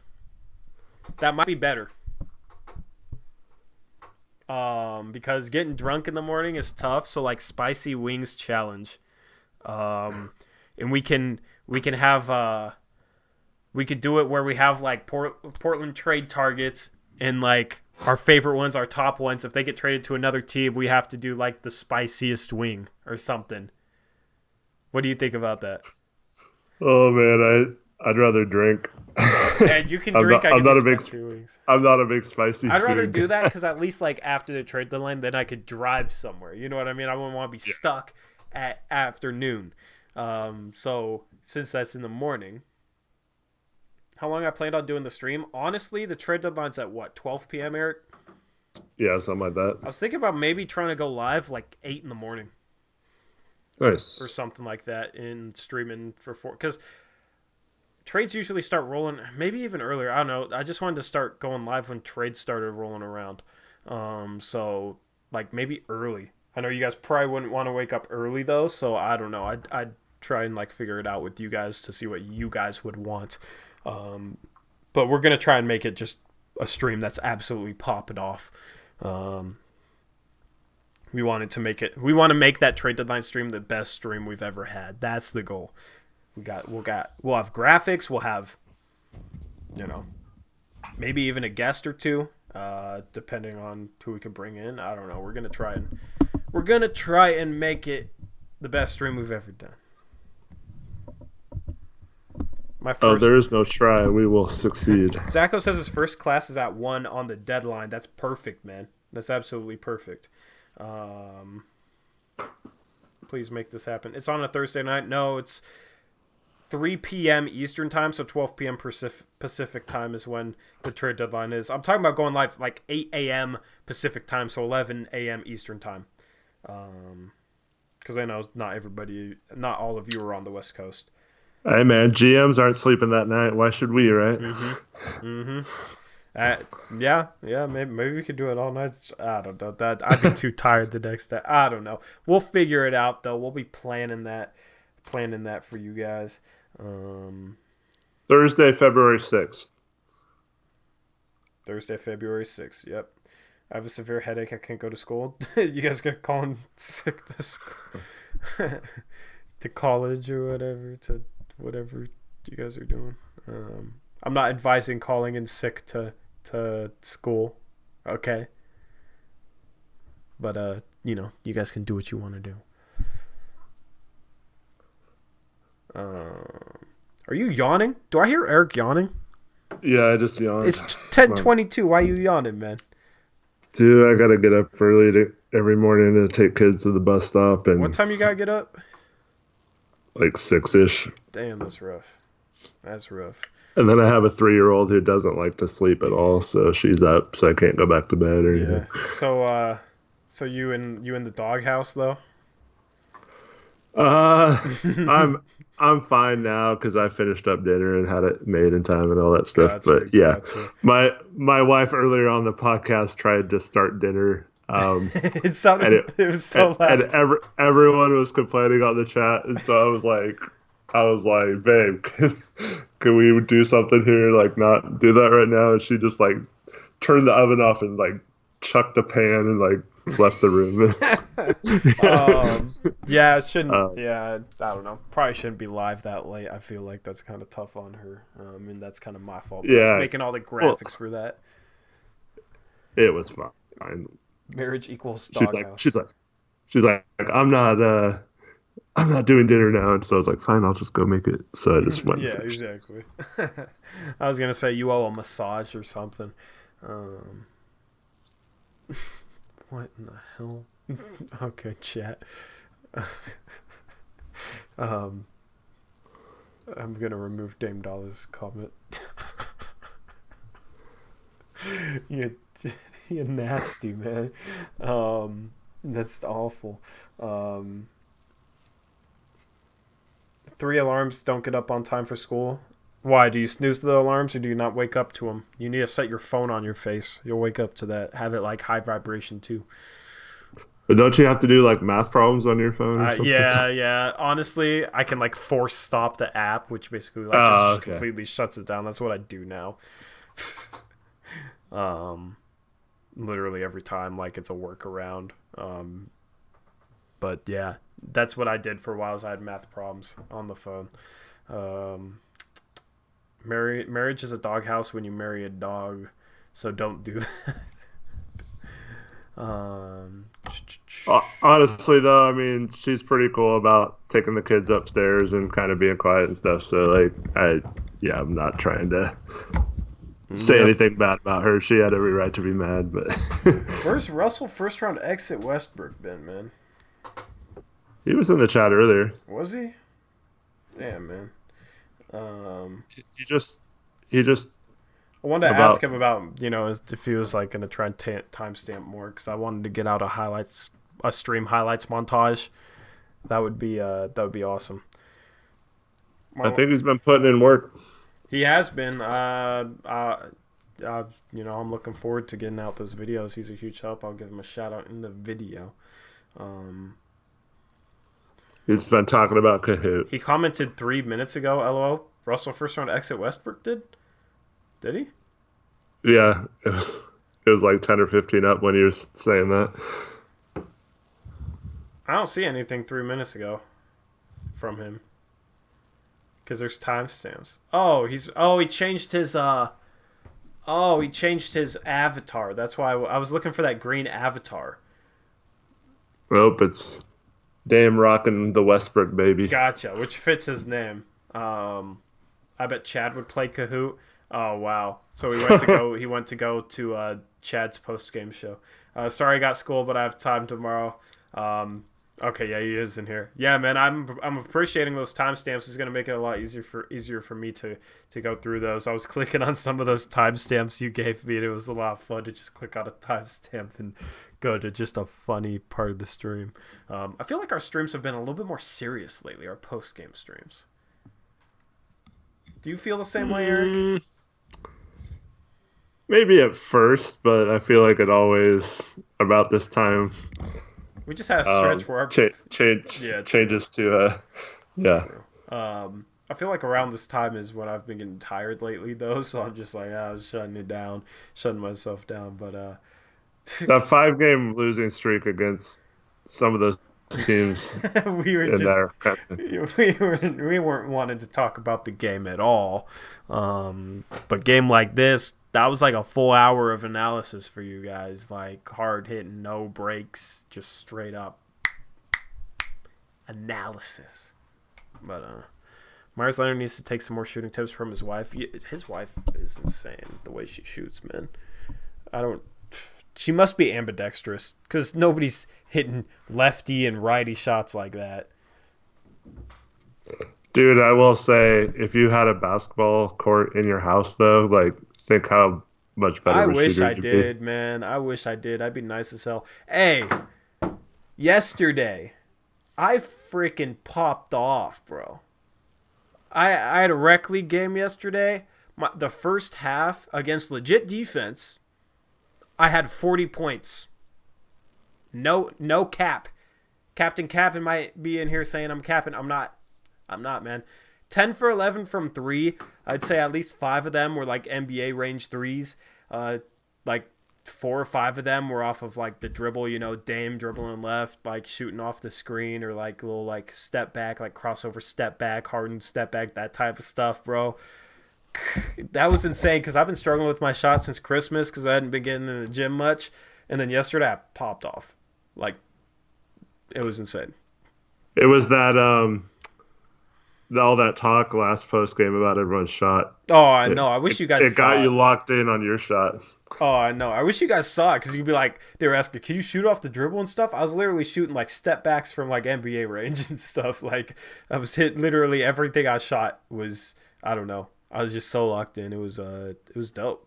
Then the second half, I got literally doubled the whole half and like hand check shoved. We don't play with the refs in our rec league, so it's call your own fouls. It's not as bad as it seems like it would be. People don't like, people usually don't abuse the fact that we don't have any refs. People try and like, call it fair or whatever, play defense fair. But that second half, man, I was literally being defended like I was a pass rusher in football, and they were trying to protect the damn quarterback. Literally 2 hands everywhere I went, picking me up at half court. But dude, yeah, I popped off. I might have had 12 threes in the first half. I had 10 or 12. But it was insane. It was insane. And in my news, I picked up a basketball and shot around for the first time in 5 months, so that was good. Yeah. So you were telling me you wanted to like change your shot. What'd you want to change about it? Well, I didn't know if I wanted to change it. I was just thinking like now would be the best time Mm-hmm. if I was ever going to change it to just tweak Mm-hmm. it a little bit. So yeah, I don't know if you have any advice on that. But yeah, I'd say when you shoot, you're like bunched up. Like instead of kind of your having your elbow extended at your set point, it's kind of like brought back. I don't know how to explain it. I'm trying to show it on the stream, but instead of having it here, you're like there, so it seems like there'd be a lot of tension. You're not a bad shooter considering. I just try and maybe get your elbow like extended forward a little bit more, um, if that makes sense. out more or in more? Like not like out in terms of like laterally. I'm talking about like forward more. Yeah, so for like have it looser. Yeah, yeah. I don't know. It just seems like bunched up. Record your shot, and then we can give you live feedback. Give you live feedback. But yeah, I would yeah, I could give you some advice on that because now would be the perfect time. Um, I felt like I went into it thinking, yeah, I'll just like try to have perfect form, and then like, but it didn't seem as bad. It didn't seem like I'd taken that much time off. So like I felt like I just kind of went back into it naturally. yeah, Although I had just lifted, so it wasn't the results weren't great, but like it felt decent leaving the hand, you know. yeah. I'd say maybe turn a little bit, use a little bit of a tilt because you're like a straightforward base shooter, aren't you? For the most part, yeah. Yeah, like a lot of good NBA shooters actually turn and like face like 10 o'clock, maybe 10:30 or whatever. Like they're not like straight towards the rim. They're kind of like tilted a little bit. Their right shoulder is a little bit ahead of their left. Like Dame does that. Uh, KD does that. Steph does that. Then you have players that are just like perfectly square, like Ray Allen. CJ is kind of more like that. Klay Thompson's a little bit more like that. But maybe I don't know. You probably don't need it. But it just seems like your like shoulder and your arm is like really bunched up. So if there's a way to like kind of like relieve a little bit of tension there, your shot might be better after a while. If that makes sense. But Yeah. we gotta get you I hitting was threes instead of punishing these like 5'8" medium members, backing them down with 10 dribbles. I can hit threes. I just don't Yeah, shoot yeah, very you can much. hit threes. Yeah, but now's the perfect time to rework that form after all that time off. I Um, think I took like one the entire tournament. Eric, you should yam on Tori. That's not How? happening. He's gonna what? Yam on me? You mean like dunk on me? I wish Eric On could an eight dunk. on an 8 foot hoop, I could. Bro, you won't want this on an 8 foot hoop. I'm too young for you. Tori, in your honest opinion, why do you think Russ talks so much shit? I guess just in his DNA. I don't know. He's just like that, you know. um, I said this earlier. I honestly think he's thinks he's the best player in the NBA, yeah, for real. Eric is and basically Leo removed that comment. You ever say some dumb stuff like that again? I'm a 300-second ban your ass. I don't care if you're my Instagram contributor. Huge thank you to Leo for contributing to me on Instagram, but I'll still hit him with that 300-second ban. I'll still hit him with it. Um, Eric, now to get Nurk back, make some crystal ball trades. Something solid, not desperate, and get Zach Collins back on the court. Probably will be 7th or 8th seed. I want that 7th seed, man, because let me look at the standings. Who would we even play? That if we got the 7th seed, we would have a chance at making the Western Conference Finals, and then maybe you. right now, it's the Nuggets, but they're tied with the Jazz, who are on fire, and the Clippers are only a half a game back, so Yeah, so it's it's pretty bunched fun. up. But like, if you had the Nuggets, the 2 seed, and the Jazz, the 3 seed, healthy Blazers team get the 7th seed, and maybe be better than they were during the playoffs last season, via the trade deadline or maybe guys being healthier, having Nurk, that type of thing. And then if you beat them, you'd face the Jazz in the second round as a 3 seed, or maybe you'd face what, the Mavericks in the second round. If the Mavericks are the 6 seed, like we could win, like we could make the Western Conference Finals if we got the 7th seed. So that's the thing. That game against the Thunder is going to be huge. If we lose that game, I feel like it kind of like I don't know. I feel like our chances based on that game for the 7th seed will go like up 5% or down 5%. Like it'll be a difference of like 10%. whether we win or lose that game against the Thunder, because we still might have the tiebreaker. Because we'd be tied 2-2 for the season series, but if we beat them, we'd be 3-1 against them for the season series. So I think we'd have it in the bag. We'd have the tiebreaker in the bag. So that game's huge.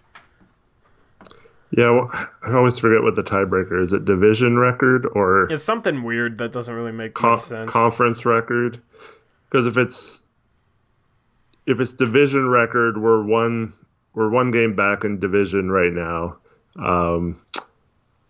But losing to them would make us 2 games back. Yeah, but if we did end up tying them, we'd have to win some games against the Right. division. They'd probably lose some more, so we could even out. But we're only 10-16 versus the conference, so we're quite a bit back. But that's the thing. way. If we did get to the point where we tied them, if we ended up losing to them, then still somehow tied them, then we'd like make up a lot of ground in those areas. I feel like.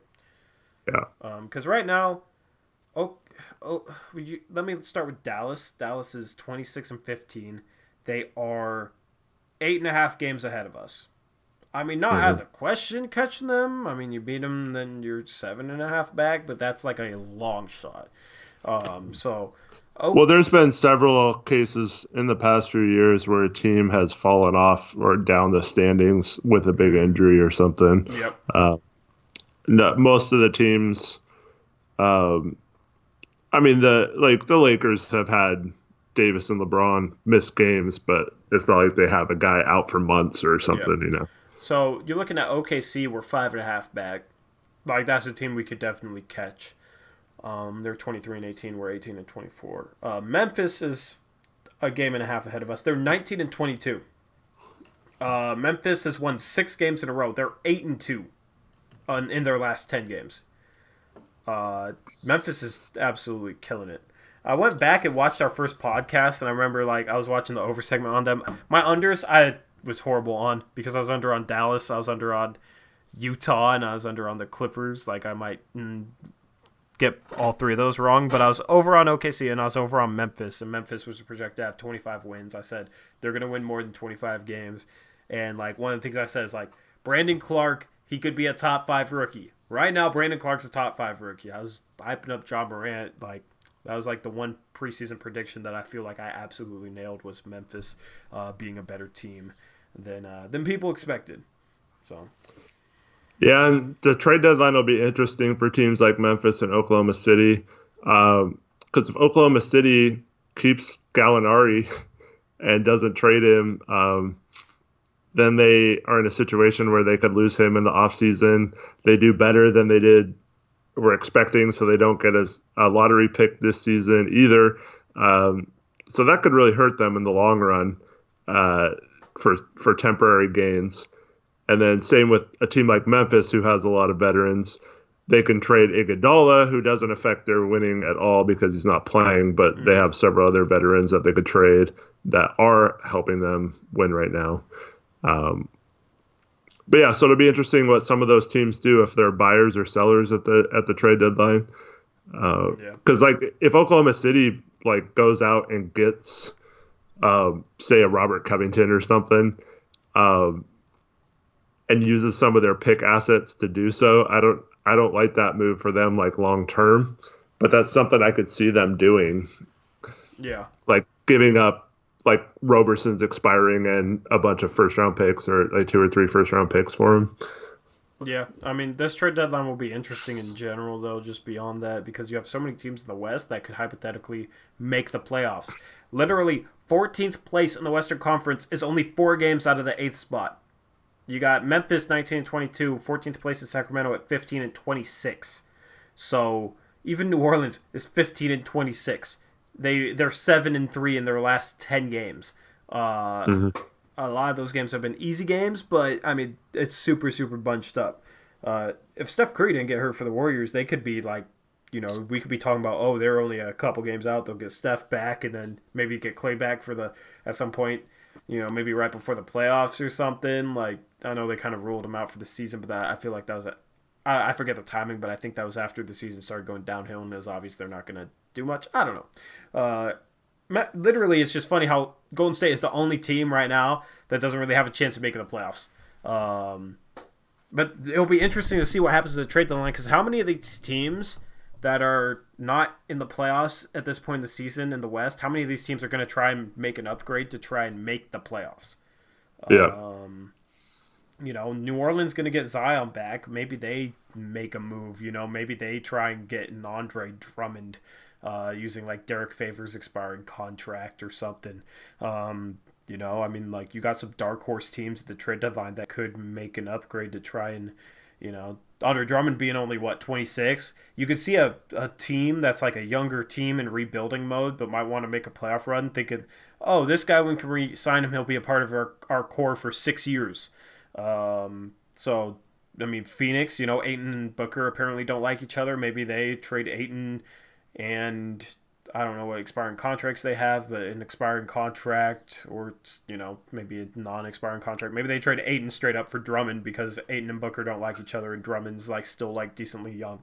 It's just going to be interesting with how many teams you have bunched up here and what teams decide to sell, what teams decide to buy, what teams decide to stay put.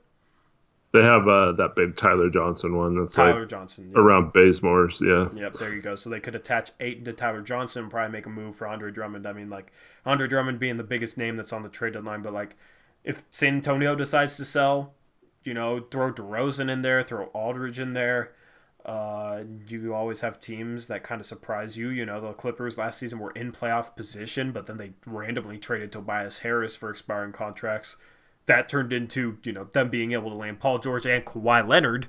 But at the time, it was like, wow, they're in playoff position. Tobias Harris was playing great for them, and they traded him for expiring contracts and a pick or two or something like that. That's the thing. I wish we had a Tobias Harris this year to trade for, or even Porzingis, because Porzingis got traded for 2 future first-round picks, Dennis Smith Jr. and expiring contracts. We could maybe rival that offer if because Porzingis got traded last year for expiring contracts. I wish that was kind of the case this year, where you had more players available for expiring contracts. Maybe that ends up being the case, but I doubt it. This free agency class next summer isn't as good as last summer's. So I don't know. It would have been better to have expiring contracts last year than this year. Yeah, and Trevin says, let's get Oubre. Well, Oubre is probably really hard to get right now. Mm-hmm. He would have been a lot easier to get last summer when the Suns basically got it for nothing. Exactly. There's another player. Yeah. And that's just that wasn't even for an expiring contract. That was that Trevor Ariza was part of that trade. I don't remember. But it's just if you can find guys like that who are struggling, and I kind of think Otto Porter fits this because he was in that same situation in Washington, and now he's been hurt for most of the time he's been on Chicago. Just find a guy like that where you think he'd be better in your system, mm-hmm. and you just gotta. It doesn't even have to be a big name like that because Oubre.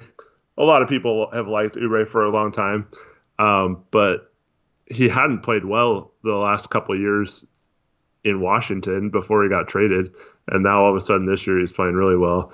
So you just got to find a guy like that can pop off, and so it's not necessarily a big name that you have to trade for. Even the Hood trade last year wasn't a huge trade, but look how much that boosted our season. Yeah. Sorry, I'm just responding to a Twitter. Yeah. I got this OKC Thunder Alex guy said, he tweeted out a tweet 3 hours ago. He said, "No Steven, no Nerlens, and the Thunder found a way to come back from 30 points down and make Toronto earn this win. I'm never happy to lose, but this OKC team just doesn't quit, and I love that. Y'all that left the game, turned off, or put on Houston instead missed out," which confused me because the Thunder game was on ESPN before the Houston game. So I said Houston was on the same channel and started after the Thunder game, ? And this OKC Thunder Alex guy said, "Does everyone get the same broadcast you did in Vancouver?" And then in parentheses, the answer is no, FYI. ESPN, buddy? You get what I'm saying? What is this guy talking about? Yeah, that's dumb because that game was over way before. Yeah, and it's on ESPN.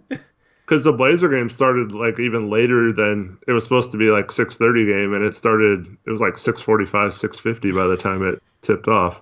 So Yeah, so I just responded to him saying ESPN question mark dot dot dot like, everybody gets ESPN. It's not local broadcast. I didn't understand what that guy was saying. Um, Thunder fans, yeah, Thunder fans are always tripping. Um, the game started separate. Yeah, that's what I'm saying. I don't understand how anybody watching the Thunder game on ESPN, because the Thunder game was on ESPN, right? I missed the one Wasn't it? before that. Wasn't the Thunder game on I don't ESPN? know. I don't know. You might want to find that out before you talk. I thought it was. I thought it was. Was the Thunder game on ESPN tonight before the Blazer game? No, wasn't it? Was it Pistons Celtics? Oh, it was Sixers Nets. Or Okay, I'm dumb. I'm dumb oh, actually. I'm the Sixers dumb one. Nets, yeah. Shoot. All right, I'm gonna take away that Oh man, delete. because I thought it was a. I thought, yeah. I thought the Thunder game was on ESPN before the Rockets game. But so now I gotta cover my tracks because I'm an idiot. Eric, fill the airwaves while I Oh, respond. oh, Blazer fans, idiots. Blazer fans, so dumb. Look at this Tory Shit. guy, God dang Tory it. from Tigers. Whoops. Yeah, Tory from freaking Tiger. Tory the Tiger.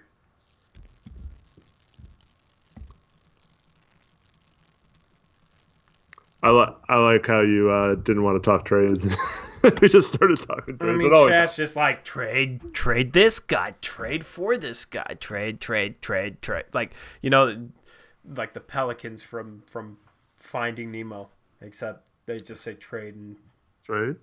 yep, trade. Uh, Chief and Blazers asked if Joe Harris is available. I doubt it. Highly, Um, highly doubt it, and we don't really have a and- contract that matches up yeah, with that. he only makes, I think it's 8 million. Yep. Top of my head. So like our chance to get him is possibly with like offering the full mid-level exception this summer. But even that is probably on the lower end of what he'll get, considering the weak free agent market. So probably not a realistic option. Yeah, Bertans, I've heard Washington wants to keep him. But yeah, probably he's almost the same. He makes 7 million, so it's almost yeah. the exact. They have a big expiring though, so they could do like Maheen, me, and Bertans for Bazemore or something like that. And like Yeah. Bazemore and a pick. But we need, I don't know. We need 3 and D forwards. So like yeah, Not those guys would just help one or because the they're other, lethal shooters. But like, I just want 3 and D guys. Covington and Porter are really the two main guys, the top tier trade targets. Porter, I think, is the number one trade target for us, just because of how little it would take to get him, how he's a $27 million expiring contract next year, how he'd be a perfect fit at the 3 or the 4. He could play both just as effectively, I think. Plus 40% three-point shooter. He's as good of a three-point shooter as like a Bertans, I think. Like he's as good of a three-point shooter as a Bielitsa, but he also provides defense. I know he's hurt, but even if he ends up hurt and not even playing for us, then next season he'd be an expiring contract that we could trade out for something else. So yeah, that's the top tier targets, man. Man, that's gonna hurt if he gets traded for like an expiring contract, not I'll to be us. so And then pissed, and man. then and then Minnesota deals Covington for an expiring and like a first round pick or something. Yeah, that'll That's hurt, what I'm man. scared of, dude. I'll literally rage on stream, man. You guys think I've ranted before? Do you guys want to see me rage on stream? If that happens, man, no, I'm thinking about it and I'm getting mad just thinking about it right now. See, Chiefins is asking if you'd rather see Obi Toppin in a Blazer jersey or Otto Porter Jr. And That's kind of apples to oranges, like. my question is, why not both? Because it's not going to take a first round pick to get Otto Porter. So Yeah. I mean, I guess Obi Toppin, I guess, long term. Later, Javier. Short term Otto Porter Jr., long term Obi Toppin. I'll catch you later, Javier. Yep. He said he's signing out. I see a vein forming already. Yeah, no.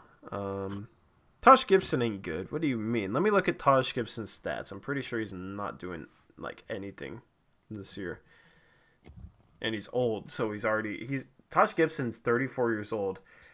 He's shooting 51% from the field as a big who pretty much only shoots from inside the arc. That's not good. Getting 5 points per game, 4 rebounds. Like, he's not going to improve our team that much. He's a decent guy. Like, if that's the best we could do on the buyout market, it would help just to have him on the team as a healthy big right now. Yeah, but he's not like a guy you want to trade for. Yeah, he's not a guy option we should be targeting.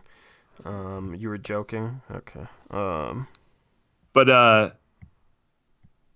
I do think he could help Dallas and their front line, and they have that trade exception, and that's one of the guys. I was trying to think of guys who make somewhere around 8 to 10 million that Dallas would take on using their big trade exception, and they still wouldn't go into the tax.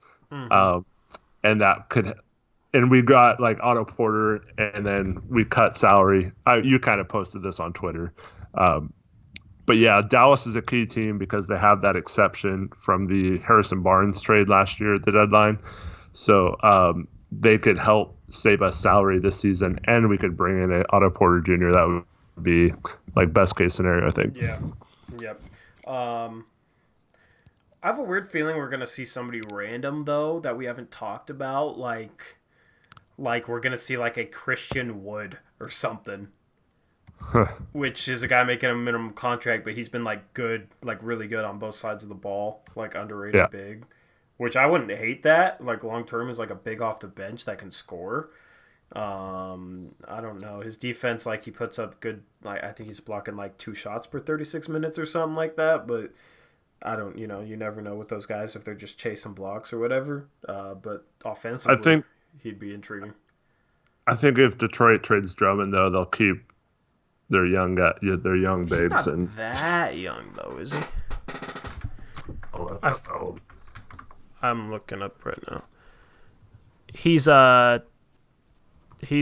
24, so he's not crazy young. He's also on an expiring contract. A minimum contract. That would make it tough for us to retain him, though. That's the problem. But they may look at it like, okay, how are we going to bring him back? Good chance he probably leaves, so let's get something for him. And if you're Portland, maybe you'd use the MLE on him. Henry M, we can't trade for Mo because that trade happened in the offseason. So unless he gets traded to another team first and then cut, we can't get Mo this year. Oh, actually, same with Jake. Yeah, we'd have Christian Wood's early bird rights if we did trade for him. So we could sign him up to the average contract, which is what, like $7 to $8 million a year, something like that. That could be an intriguing. That's like one target that we haven't talked about that could be a possibility. It's hard to come up with. Like we've talked about so many targets. Yeah. I hate guys like that trading for him because like the last couple off seasons we could have had him for the minimum. It's just so frustrating to have to give up assets for a guy like that instead of being proactive and finding those guys. Oh, O'Shea's always sucked at finding those guys. I mean, I wish we had him. We could have had him instead of Anthony Tolliver, but. And let me look at Christian Wood's stats for you guys, because a lot of you guys probably aren't familiar with him. The stats he's putting up is impressive. He's only playing 17 minutes per game, but he's getting 10 points per game, 5 rebounds, right? Per 36, that equates to 20.5 points per game, 11 rebounds. He is shooting 57% from the field and 37% from 3. 1.6% from the free throw line. His true shooting percentage is 65.7%. So his efficiency is elite. Like he'd be the most efficient player on our team, and he's getting 20 points every 36 minutes. Decent rebounder. He's also getting 1.8 blocks per 36 minutes. So like he can like dribble the ball a little bit, play power forward or center. He's 6'10". Like, he's a good player. He's a really good player, and that would fit in line with like what Olshey has done. Like, I feel like it might be something where they keep like Whiteside and they keep Bazemore, and then they make a trade for like a Christian Wood, which I'd be very disappointed in because I think we need to get a 2-year big contract for Whiteside, or we need to get like a legitimate like 3-and-D forward for Whiteside. But I feel like Christian Wood could be what it is or something. Well, that's also what could happen if we do well over this tough stretch. Mm-hmm. Then they'd be like, oh, we can't trade Bazemore now. Yep. Beavis, that's happened in the past. Yeah. Beavis, Otto Porter Jr. is coming back around the trade deadline, so yeah. Torrey doesn't. And if you get him for Bazemore and a couple minimum contracts in it or something, then does that really hurt our team even if he's injured? Yeah. Foot injured. Okay, I gotta go in on the Otto Porter thing again, man. Not getting mad at you guys. It's just like I've tried to explain like my logic on this. And I feel like a lot of people don't really understand. So if you trade for Otto Porter Jr., right? If he plays, he's the perfect 3-and-D forward for the Blazers. Perfect 3-and-D forward for the Blazers. Plus 40% 3-point shooter, shot over 40% all of the last 4 seasons, including this one. He's also a good defender. He can play 3 or 4 just as effectively. If he plays, he's the perfect forward for us. The perfect forward. The perfect fit, right? If he doesn't play, there's not much downside. Everybody's talking about, but he's injured, foot injuries, they're complicated. Next year, he's in a $27 million expiring contract.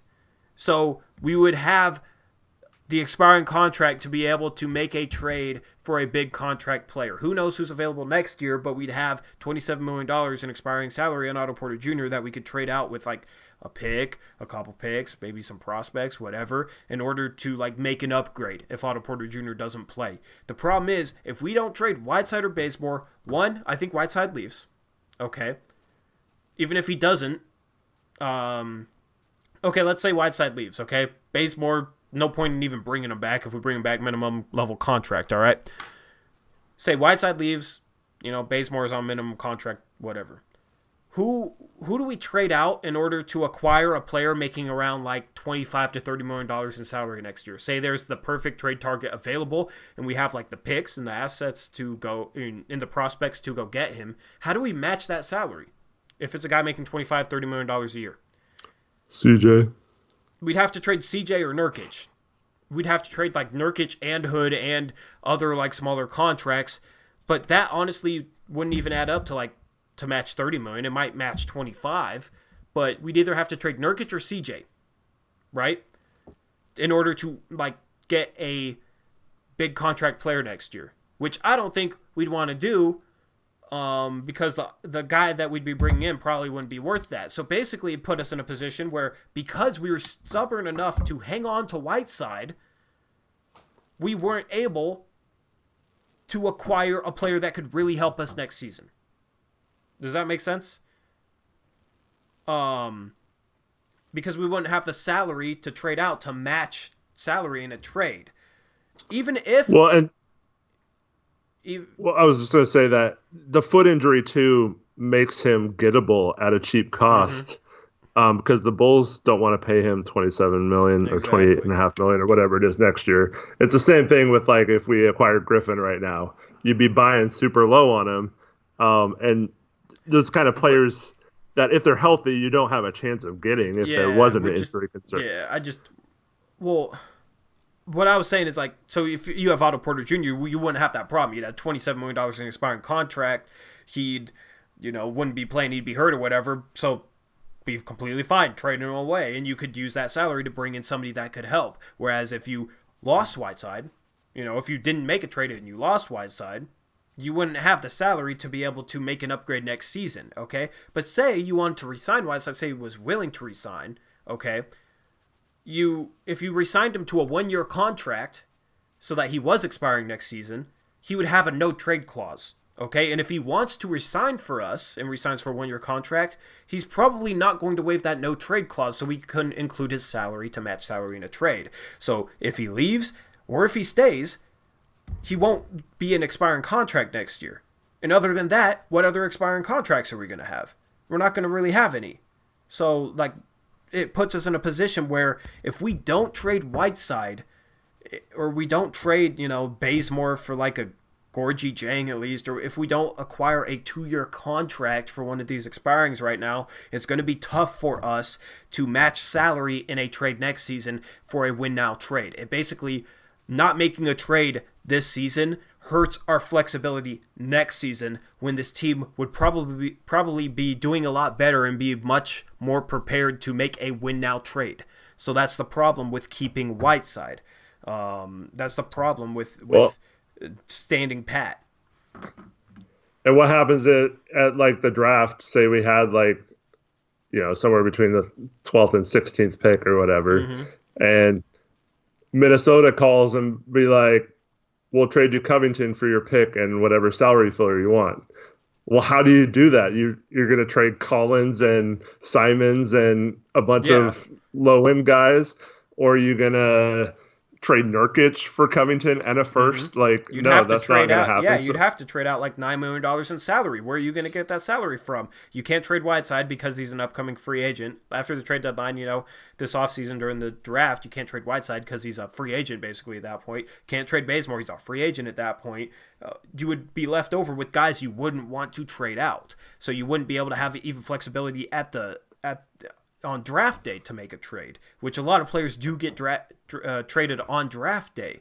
So that's what I mean. It just kills flexibility for the future, and there's a good chance Whiteside would walk because he wouldn't want to be a backup. Bazemore isn't even really worth keeping. He's just not a good player. So not making a move would be a colossal mistake. It'd be a horrible mistake. I think you'd be fine too if the best case scenario would be like secondary guys not as good as Otto Porter Jr. The reason why you like Otto Porter Jr. so much is if he was healthy, we wouldn't need to trade him. He'd be a great fit on the team and give us something versus just having a contract next year to trade, right? Yep. I'll see you later, Dame Dollar. Jason Jessen said, Bazemore and Whiteside won't be back. Doesn't that give us a bit of flexibility? If we kept Scal, give us like $10 to $11 million in cap space, right? If we're over the cap, we'd have a mid-level exception of either $6 million if we're like into the luxury tax, or $10 million if we're below the luxury tax or around it. I ran the numbers on this. Hold on. I mean, I know. So, no, I'm just gonna give like chat like the exact numbers. So the expected salary is supposed to be what, like 116 or 117 million, right? Yeah. I don't think I wrote that down. I mean, you might lose us here with all these numbers. I was just trying to explain it simply. Yeah, but so expected cap is 116 million. If Hood and Hazonia opt in, we're just under 100 million. So that would leave 16 million, right? And then that doesn't include our first round pick, and we'd have only 9 players under contract or whatever. So we'd have 3 roster holds that are around $1 million. Our first round pick is probably going to be between 3 and 4 million. So that's 6 to 7 million right there. So you're talking about $9 million or so in cap space, best case scenario. And that doesn't even include Scal. So, and Scal has like, he's got a qualifying offer. His cap hold is actually more than his qualifying offer. So, if you want to re-sign him for it basically, it doesn't make sense. Cause if we got in a position where we had the mid-level exception, it's almost 10 million anyway. So like you're talking about the same amount of money. So I don't see how the flexibility changes. It actually gets worse because then you can't add people like you said. Well, let me just explain this too. If you have cap space, you don't get a mid-level exception. Okay, so you can either have, whatever, $6 to $9 million in cap space, or you could be over the cap and have a $6 million mid-level exception if you're, in the tax, or you can have a $10 million mid-level exception. So chasing cap space doesn't make any sense. It doesn't give us any more flexibility than if we're over the cap. And then it kills our flexibility because, Jason, if we let those guys walk, how are we going to bring in somebody making $25 million next season? What contracts are we going to trade out to match that salary? We'd have to trade out $20 million in order to bring back $25 million. We'd have to trade out $24 million in order to bring back $30 million. So where are we going to get that salary from if we let Bazemore and Whiteside walk? It'd have to be CJ or like Nurkic in a combination of like players we don't want to trade. So we wouldn't be in a position next season to trade, to make a win now trade.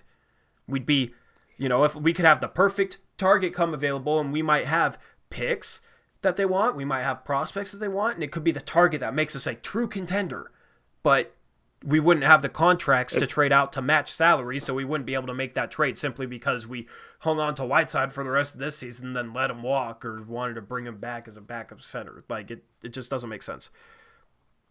And then, so we're not a true contender right now, man. Even with these guys coming back, we're not a true contender. We need another player. We need another player, man. We need another like all-star level player. We need 3-and-D forwards. We're not, even with Nurk Collins coming back, we're not a true contender. We're 17-24 with this roster. Having Nurkic and Collins and Hood off an Achilles injury, having those guys come back, it's not going to make us a contender. It's just not. So we need to be able to set ourselves up for a win-now move.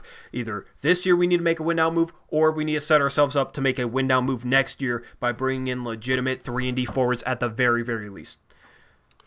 Because if you don't make a move and you go with the cap space route, right? Yeah. You're talking about having the starting lineup, assuming Hood's even healthy enough to play at the beginning of next year, yep, or is relatively close to what he was this year before the injury. You're looking at the same starting lineup as this year with Dame, CJ Hood, Nurk Collins.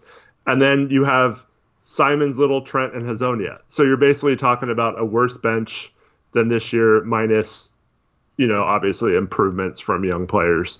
But that's not a good enough bench yet to contend. And then if you have one injury, you're completely screwed. Mm-hmm. So you basically would still need some sort of backup guard. You still need 3-and-D wings. You still need a backup big, maybe even two backup bigs, with basically $10 million to get all of that, right? So that's not a contending team. It's a good team. They could still probably, as long as they're healthy, finish a top 4 seed, maybe. That's probably the ceiling.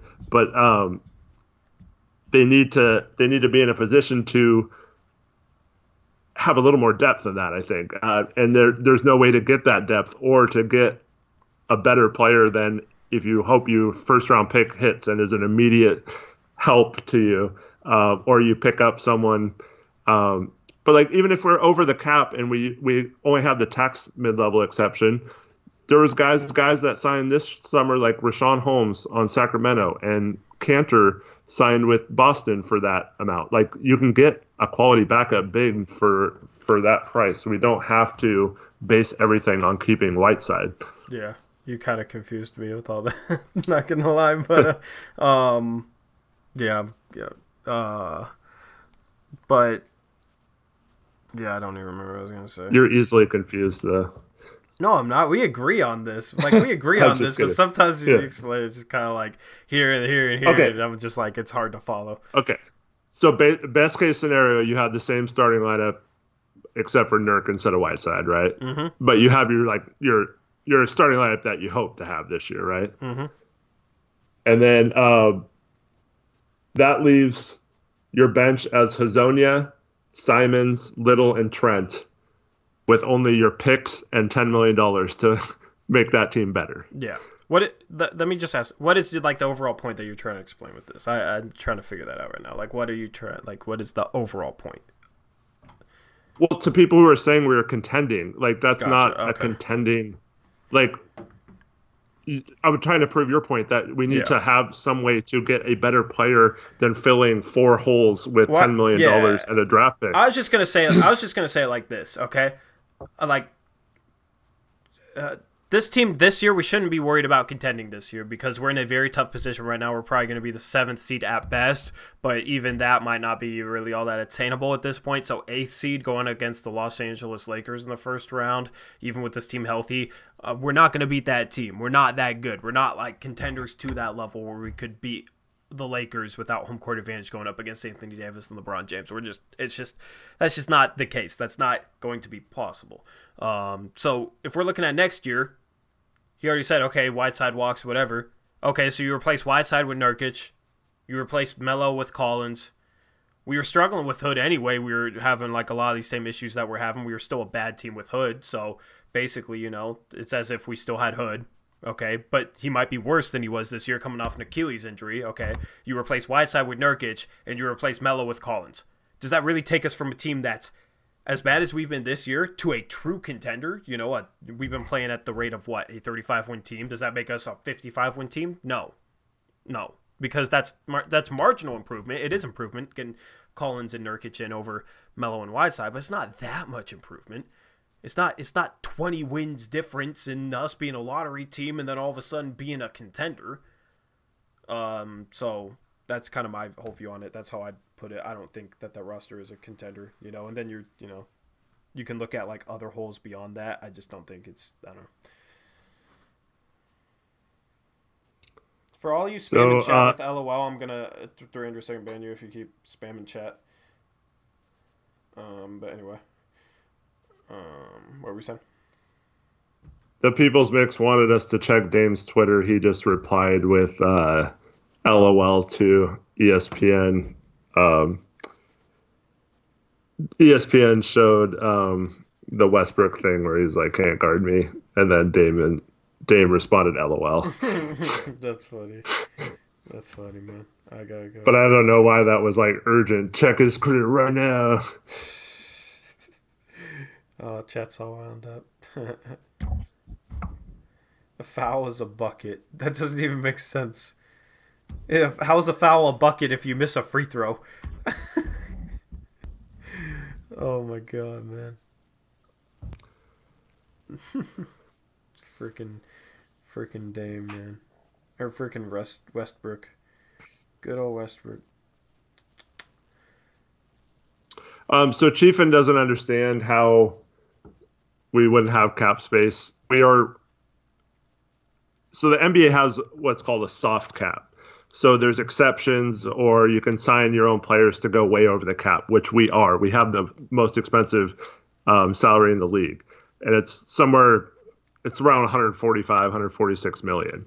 So you take that off their expiring contracts, and we're so far above the cap that it doesn't just give us cap space, because yes, it brings us below the cap a little bit, but not enough to make a difference, if that makes sense.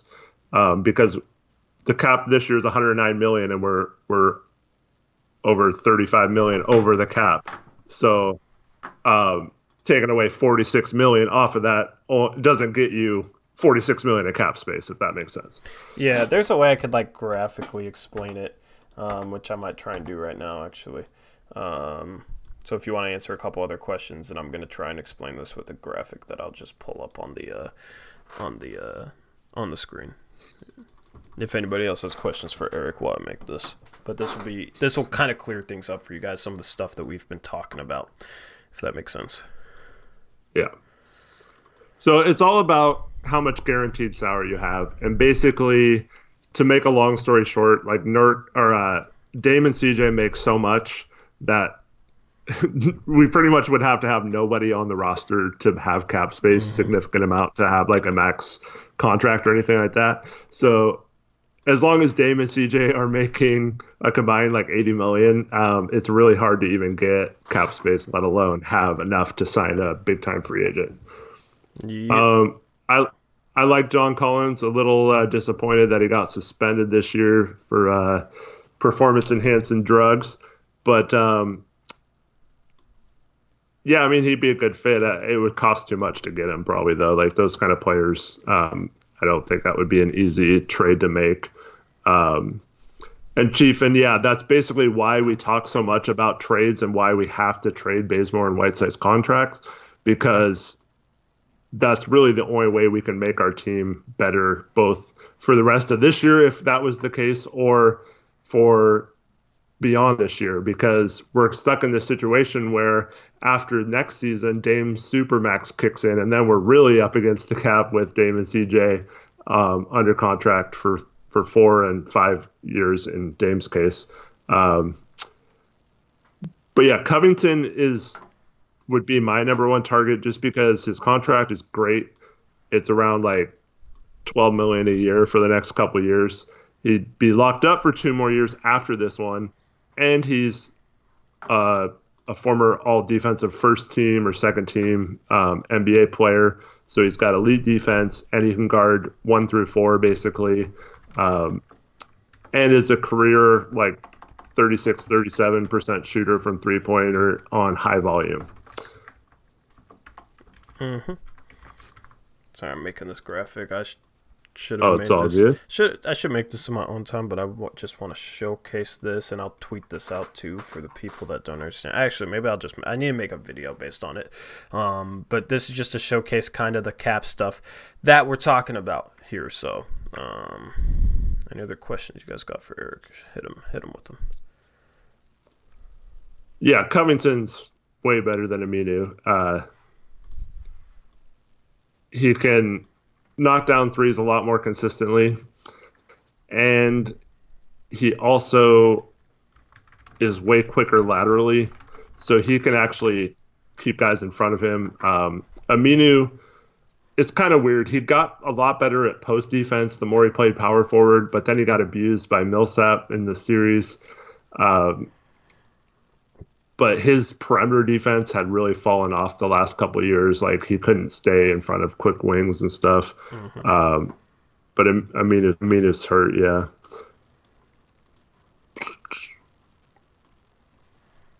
And yeah, Tori and I are either going to be super happy on Monday's podcast, or we're going to be really mad on this next Mondays.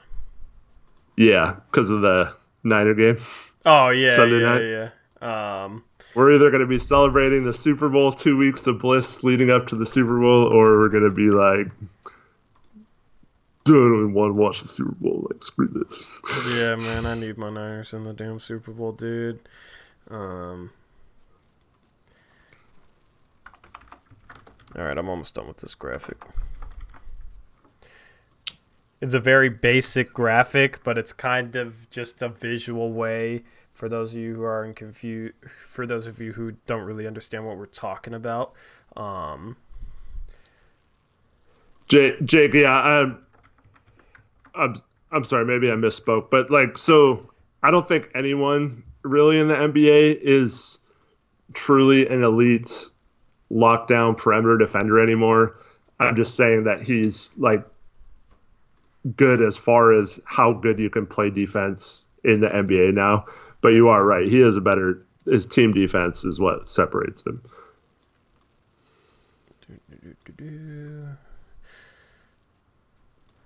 Creating graphics on the fly. And that's one of the reasons why I like what Dame did tonight, because there's no one that can really stay in front of him if he just has his mindset that he's going to get around somebody. But he doesn't have that mindset a lot. But tonight, the whole second half, he pretty much just took over the game. Mm-hmm. All righty, here we go. I can just save this as an image. Okay, let's just say salary cap. All right, let's see what Tori has for us. All right, here's your guys' graphic that I created on the fly. All right, let me save it to pictures. All right, let me go and let me add an image. And let's see, here we go. Pictures, salary cap, boom. All right, so, okay, that's showing up on the screen. Well, okay, so basically, the green would be guaranteed salary, right? The top situation is if we let Whiteside and Bazemore expire, we didn't make a trade, let them expire this summer, that's how much cap space we'd have.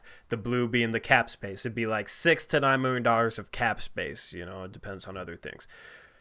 The second bar is if we took on salary and ended up over the cap, and the red is a mid-level exception, right? That'd be a $6 or a $10 million mid-level exception. See, like, you compare the blue to the red. We'd still have just as much money to spend in free agency if we ended up, $6 to $9 million below the cap, or ended up over the cap where we'd have like a $6 million or $10 million mid-level exception. So it doesn't hurt our flexibility to be over the cap. We'd still have just as much money to spend on free agents this summer, but we'd also have additional assets since we'd take on salary. We'd trade Whiteside or Bazemore for pieces that could help us. This extra green right here, the second bar there, the green extends longer because that's additional salary. That'd be additional players that could help us, and then we could add on to them. And then, so say like this extra green is Otto Porter Jr., if that makes sense, to take us over the salary cap. Then we'd have that $27 million expiring contract to match salary in a trade next season, if that makes sense. Hopefully that makes sense. I wish there was a way to put my mouse on the screen here to like show you guys, but that's basically the gist of it. Adam Smith keeps asking about Julius Randle, a former Knicks or a Knicks power forward that's an ex-Pell and ex-Laker. I don't want to speak for you, but I think we both hate Randle, or not. He's just not a good defender. He's never been a good defender. He's a poor defender. So honestly, like, is he really that much better than Melo? Randle hasn't been efficient this year and questionable shooters, so it's less floor spacing for Dame and CJ, and his defense is kind of Melo-esque. No, thank you to Julius Randle. If he could defend, he would be a very intriguing target because he's shown flashes of being able to knock down threes, but when he's a questionable three-point shooter and doesn't defend, I'm not a fan of him. Jason Joseph says, tell me again, who are you going to let go along with spending that extra money for OPJ or Covington? My whole idea is Whiteside straight up for Otto Porter Jr., right? Otto Porter Jr., when he's healthy, would be a much better player for this team after we get Nurkic back, because you look at Nurkic, right? If you have Nurkic and Whiteside, they can't play together. They can't function together, so they'd both have to play center. The most they could get each would be 24 minutes per game. I'd rather replace Bazemore's 30 minutes per game with Otto Porter Jr. and play Nurkic 30 minutes per game as well. That doesn't just go for this year, once Nurkic's fully back. It also goes for next season. I'd rather have Nurkic playing 30 minutes per game and Otto Porter Jr. playing 30 minutes per game over Bazemore than having Nurkic and Whiteside play 24 minutes per game, if that makes sense. Otto Porter Jr. is just the type of forward we need.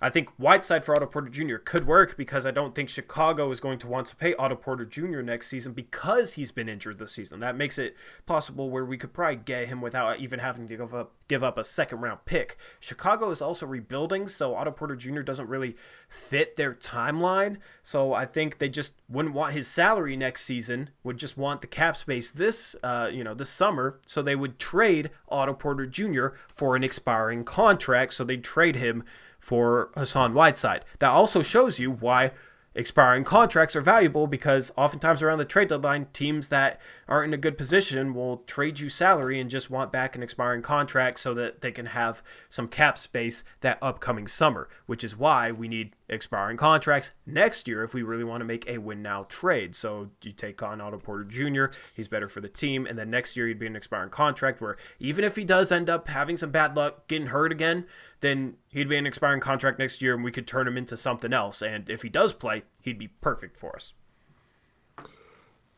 And Jake's saying he doesn't think Chicago does that because even if he's damaged goods, they probably value 2021 cap space versus 2020.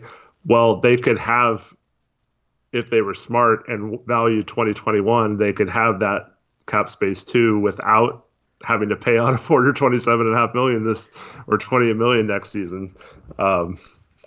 Yeah. So they're a notoriously cheap organization. They don't want to pay Porter, and they didn't give up anything but expirings and players that they weren't going to re-sign anyway.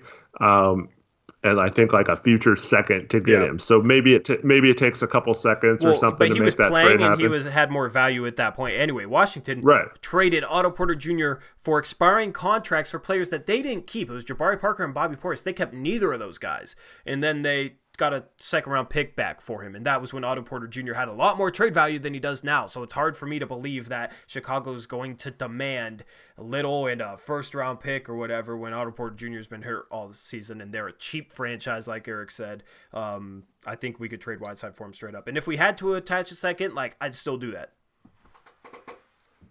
And Jason Jensen's asking, but Nurk can't play full time, Kenny. And once again, we're talking about trades.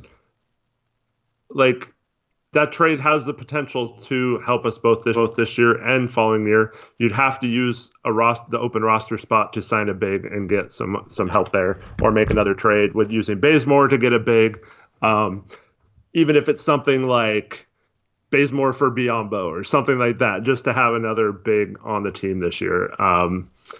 But yeah, like there's things you can do. You aren't just stuck with your roster. But I'd rather have Otto Porter Jr. playing. He gets back and healthy. I'd rather have him playing 30 minutes per game over Bazemore than having Whiteside play 20 minutes per game over Scal. You know what I mean? Yeah. Like, it just doesn't make sense to me. Nurkic, when he comes back, they've said like they're going to bring him back when they're able to throw him in there and he's going to be ready to go when he gets back. I think like he's been doing a lot of conditioning. He looks like he's in great shape. Obviously, NBA conditioning is a different beast, but you look at Melo, he came in and was able to play right away and be conditioned, and he had been out of the league for a year. So I think Nurkic, when he comes back, I think he'll be ready to play 25 to 30 minutes per game, just based on what they've said and based on, he's been doing conditioning for a while. So I think he'll come back ready to go and be, have no restrictions or anything like that. Jason got a little snarky with us. He's saying, I keep forgetting y'all think we can't win, trying to convince me we can't win this year. Honestly, Jason, do you really think that we could beat... Okay, let me respond to this. Melo didn't break his leg in half. Yeah, well, they're not going to bring back Nurkic until his leg is fully healed. They're not going to bring him back when his leg is 75 or 80%. They're going to bring him back when his leg is fully healed, and he's going to be ready to go. Tend to, if they bring him back at the All-Star break, that's almost 11 months after his injury. That's a long time to wait to bring somebody back after breaking his leg. You look at Paul George, he came back like 7 months after his injury.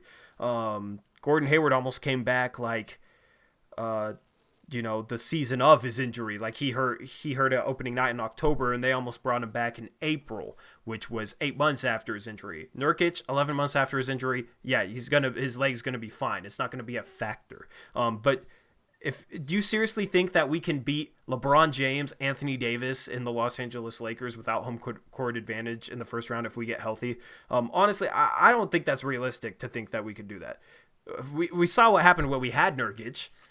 And we played Anthony Davis and Rajon Rondo. Pelicans didn't even have LeBron. Anthony Davis is like the perfect guy to trap us with. Rajon Rondo always steps it up in the playoffs. And I mean, we can be healthy. It's just not realistic to think that we can beat the Los Angeles Lakers with LeBron and AD and those guys in a first round series without home court advantage. And let's say Jason Jensen's right, and this team still is a contender, right? Best case scenario, we get the 7th seed, right? If things go well, perfect the rest of the season. That includes making probably a couple of decent trades, whether it's just for depth or a good player. And then you're talking getting Nurk, Collins, and Scal back fully healthy, right? Mm-hmm. With no issues integrating them. So let's say best case scenario, we do get the 7th or 8th seed and upset someone in the playoffs. So you're talking, I mean, even if that was a possibility, and I'm not saying it's not, it could very well be, but you're talking about something that has a very small chance of happening versus using what you have now to increase your chances to win in following years, where you have a much greater chance. You wouldn't have the injuries that you started this year off with, and you wouldn't have Hood out for the year. You wouldn't have this huge deficit to overcome, being 8 games under 500 at one point. So we're not, at least for me, I'm not saying they can't contend this year. That's not what I'm trying to say by trading them. But to sacrifice any chance you have of contending in the Dame era after this year just to make a run and possibly get the 7th or 8th seed and maybe upset the Lakers in the first round and then maybe go on and beat Denver or whatever in the next round. Yes, that does have a chance of happening, but I'm just looking at it from a sense where a trade could help us both accomplish that this year because we still could get Nurk and Scal and Collins back healthy, whether we trade Whiteside or not. And I just think that's just too short-sighted of a view. And if Neil does makes an all-in move for this season, I just would not understand the logic behind that. Also, trading Whiteside doesn't mean we're done. We trade Whiteside for Gorgie Jang and Robert Covington. That makes our team better this year because Gorgie Jang would be a solid backup center. Whiteside's production won't be as good if he's the backup center because I don't think he wants to be the backup center. So if we could get a elite 3-and-D wing as well as a backup center like Gorgie Jang and Robert Covington for Whiteside in a first, then we'd be better this year and we'd be better set up for next year. That doesn't mean we're done. I feel like Blazer fans get too attached to players and then they don't want to see them go and they just try and convince themselves that the team should hang on to certain players. Which I don't blame them too. I get attached to certain players too. I just feel like we get too attached to guys. Well, I mean, we talked about this earlier today on the podcast, but Whiteside's been really good this year. So I understand why people think that. And I mean, there's even some fans that think he's better than Nurkic, which I don't think is the case, but at least not for team wise and winning basketball. Yeah. But he's been as good as we could have hoped for this year. But his value was always in his big expiring contract this year, and it lines up almost perfectly to when Nurk's supposed to be back. Mm-hmm. And neither of us. I mean, you kind of do, but I don't think Nurk is going to be Nurk for a while. So yes, it is kind of a risk on bringing in a different center right now, but I don't know. There's so many things you could do. You could make a trade for the Hood trade last year where we trade two guys like Hazonia and Tolliver for someone making a few million,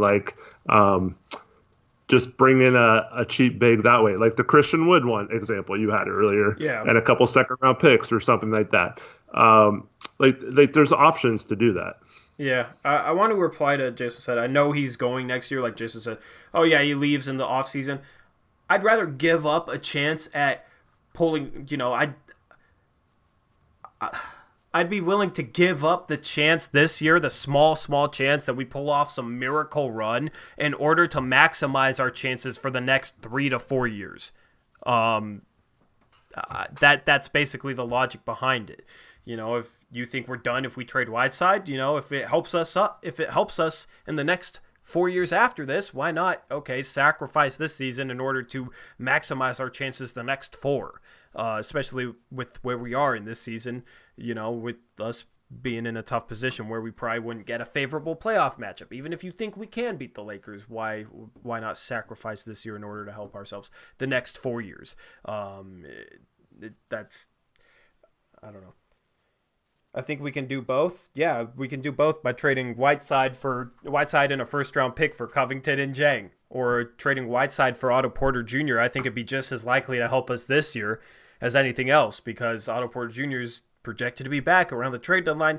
Yes, you have the downside of, okay, maybe he doesn't play and we get a little bit worse, but I mean, you're talking about a backup center playing 20 minutes per game. Scal hasn't been a bad backup center. You're talking about, okay, Whiteside instead of Scal for 20 minutes a game. I don't feel like that's going to make a huge difference. So even if we trade Whiteside for Otto Porter Jr., we'd still have big men depth at that point. We'd get Collins back. We'd have Scal behind Nurkic.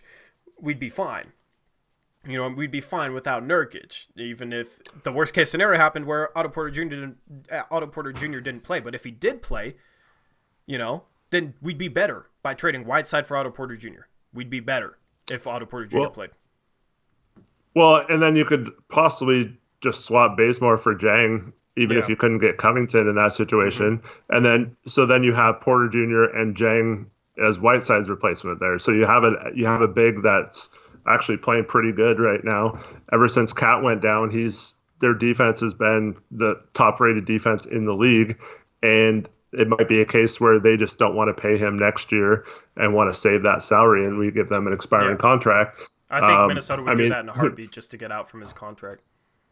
So you're talking about adding a 3-and-D wing that can help us against like LeBron and Kawhi and Paul George and those types in the postseason, because we won't have Hood no matter what this season. And you get Jang, who would be just as good of a backup as Whiteside would be, in my opinion. Yeah. Not saying Jang is as good as Whiteside. I think Whiteside right, would kind right. of mope being a backup setter and not want that role.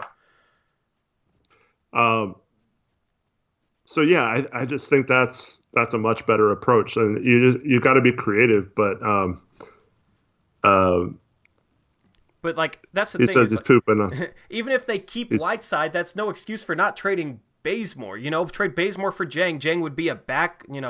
Jang could, even if Jang doesn't play, he would be a $16 million expiring contract next season, and he'd be an insurance policy if Whiteside walks. Like, at least do something like that, where we would have an expiring contract to trade next year, so we wouldn't be completely taken out of the running for making a legit win-now trade that could completely catapult our chances of being a contender. So that's the thing. There's no excuse for Olshey to do nothing at the trade deadline. If he doesn't trade either one of those guys, it'll be a huge mistake. Because having Jang would mean we didn't have cap space, but it wouldn't be enough to where we were approaching the tax level, so we could use the full mid-level. Yep. So we'd still have 10 million to sign a 3-and-D wing or something. Yeah, we'd actually have more money to spend in free agency by being over the cap than if we're $8 million under the cap, because $8 million under the cap, we have $8 million of free agency money compared to a $10 million mid-level exception. Yeah, I know we'd have the room exception, whatever, but in terms of like, that's not really going to make a huge difference. One player for one player. Yeah, I'm not going to make it that complicated. Basically, in general, going back to this image, if we're under the cap and that's $6 to $9 million of cap space, or if we trade Bazemore for Jang and end up over the cap and then have a $10 million mid-level exception because we wouldn't be, over the tax, we'd have just as much money to spend. Maybe we'd have as much flexibility this summer. We'd also have a $6 million contract that we could trade on draft day. We couldn't trade it back for Covington since Minnesota couldn't reacquire him because they would have traded him anyway. But we'd have $60 million to trade on draft day, so it would open up possible deals on draft day as well. So there's literally no excuse whatsoever for Neil to do nothing. If Neil does nothing, it's going to solidify a negative opinion on him for me. There's no way. In past years, I got frustrated with him for not making moves, but he had contracts that were really, really hard to move. I just thought he could maybe get a little creative with him, and he didn't. So I was a little bummed out by that. But now he has expiring contracts. There's no excuse for him to do nothing.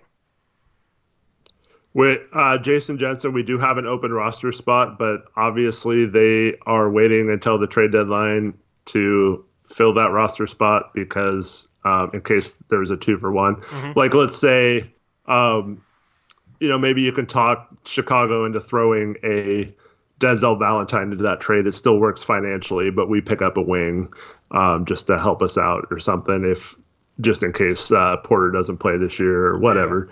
Yeah. So we could do like a 2-for-1 trade like that. You could, yeah. What were you gonna say? Go ahead.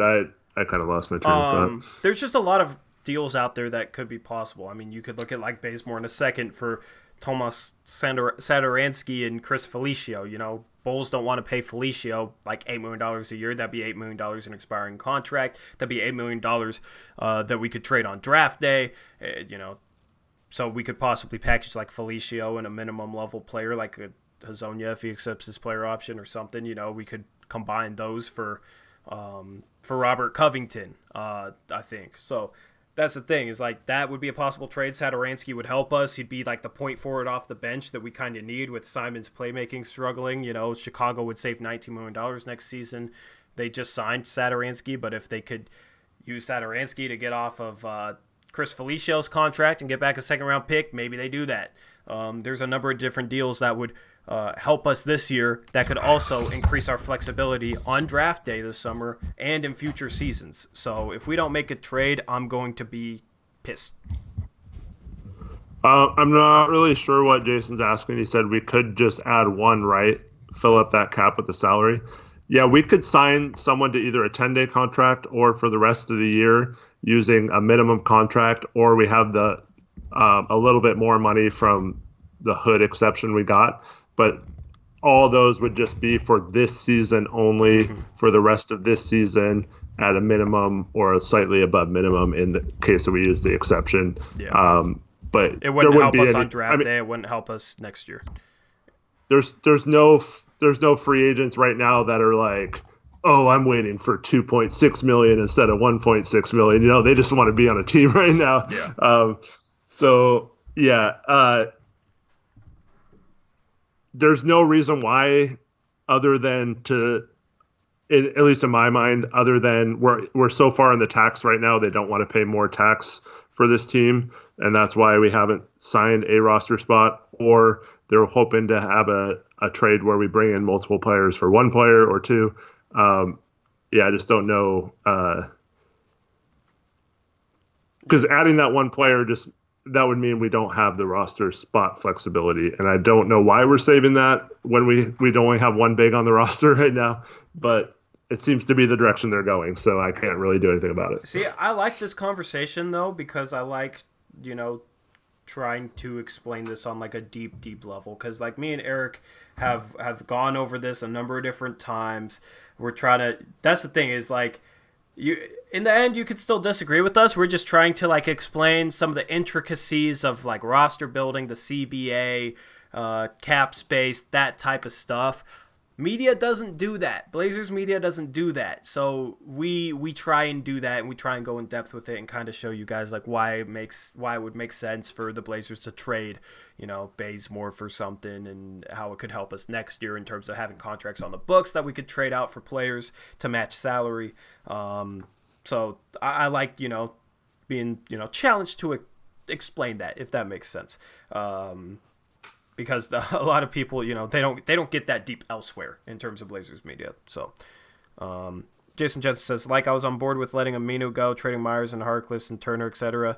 Yeah, I was too. It hasn't turned out as well as I thought it would, but we'll see. We have some flexibility this year, and we can create flexibility for next year, and we can improve this team. I think we're in a good position in terms of our roster. Olshey just needs to make the right moves. Which is what I'm kind of worried about, but I think he'll end up making some moves. Oh, I remember what I was going to say earlier now. All so right. You're kind of speaking to this, but so the rumor was that Olshey had a deal in place with Washington for Otto Porter Jr. last year. Mm-hmm. But it was for guys with an extra year on their contract.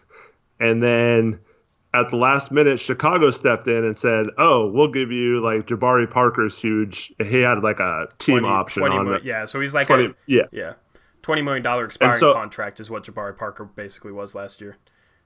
Yeah, so they basically undercut us with a year less on all their contracts and got an Otto Porter Jr. for basically free because their contracts had 1 year less than ours. Yep. And that's the whole point Torrey's been trying to make this whole time by getting guys that just have 1 more year on their contract.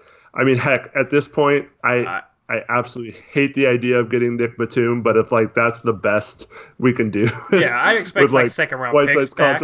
Because his contract is so bad, but then we'd have a $27 million expiring contract next year, whatever it is. But that's the thing. Basically, it comes down to this for me, right? If we're not going to cash in our expiring contracts this year for like a big salary, really, really good player to help us like win over the next couple years, if we're not going to cash them in, then we need to trade them for guys on 2-year deals so that next year we'd have expiring contracts that we could possibly cash in for a big upgrade. Because I just think that is the strategy we need to take in order to give Damian Lillard the best chance to win a championship as a Trailblazer over the next 4 or 5 years. We're losing Eric to poor connection, so we might have to call back here. Are you still here, Eric? No, Eric? Okay. It's on his end. I had no lag this stream so far. So we've been golden this stream so far.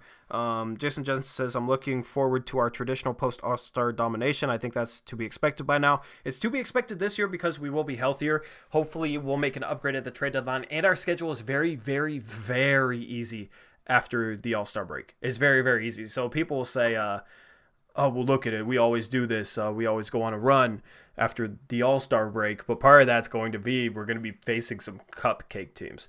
I'm going to hang up on Eric and try and bring him back, I think.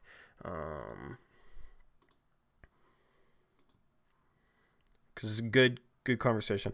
Jason Johnson says, I hope you're right about making a trade that doesn't suck this year. Yeah, I mean, like, I wouldn't trade Whiteside for a horrible contract over the next 3 years, because then we wouldn't be able to trade that contract, and we'd be basically like wouldn't upgrade the team if it was not a good player. And I guess Eric's not picking up or something. I don't know. But you know, obviously that wouldn't help our flexibility since we wouldn't be able to trade the contract next year. And if the player wasn't better than Whiteside, it wouldn't help our roster either. So I don't want anything like that. That would be the worst case scenario. I just don't think there's anything out there that like. There's no players on like 3-year contracts making $20 million a year that are worse than Whiteside, if that makes sense. Other than like a Harrison Barnes. Like Whiteside for Harrison Barnes would make me throw up. Like that would be a horrible, horrible trade. Because at that point, we still wouldn't have contracts to trade because nobody would want Harrison Barnes' contract. So we'd be locked into that roster, if that makes sense. I'll try and make videos based around this to like explain it better. It's kind of hard to explain on the spot. Like I could like script it and explain it a lot better than I am doing now. Hopefully I'm explaining it well enough to do right now. But Eric Brandt lost his internet. He gives me crap over my internet, but he lost his, and my internet's been perfect tonight. So we'll go a little bit longer. I'll take some more of your guys' questions here, and then we'll wrap it up. We'll wrap it up in a little bit, probably around midnight. We got a 3-hour stream after this awesome Blazers win. Nurkic should have picked for Plumlee kind of trade, or I will veto my imaginary rubber stamper. Adam Smith said, would it be conceivable to look at something so huge as CJ and Whiteside for... no, I don't think it would be conceivable. I can't think of anything where that makes sense.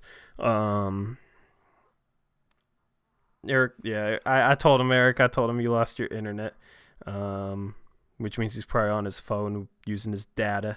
Appreciate it, Jensen. Or I said Jensen. Appreciate it, Jason Jensen. Appreciate the conversation. I know you probably don't care, but look at the Rockets' next 15 games. GG. Are the Rockets' next 15 games really hard or really easy? I will find my wife's credit card and pony up. I'll appreciate that, bro. What's up, Snowstorm? Snowstorm is here, 3 hours in. People's Mix said, the Rockets' next 15 games are unfairly tough. So we'll see how they do over the next 15 games. They're probably going to fall back behind that like glob of teams that are around there. You know, Nuggets, Jazz, Clippers, even the Mavericks are up there with them. So we'll see how they do. But yeah, if they have a tough 15-game schedule coming up, then losing to us tonight is probably disheartening for them, because this is definitely our best win of the entire season, and it came against them. Places get 8th seed? What do you mean places get 8th seed? Blazers? I think they have as good of a chance as any of the teams 8th and lower. The People's Mix say they have nagging injuries to their stars, apparently. Oh, that's the classic OKC Thunder excuse from last season. Struggle, losing the playoffs, and our stars are just nicked up, as if we're not missing Nurkic, Scal, Rodney Hood, Zach Collins. Even Hazonia's been solid lately. Like,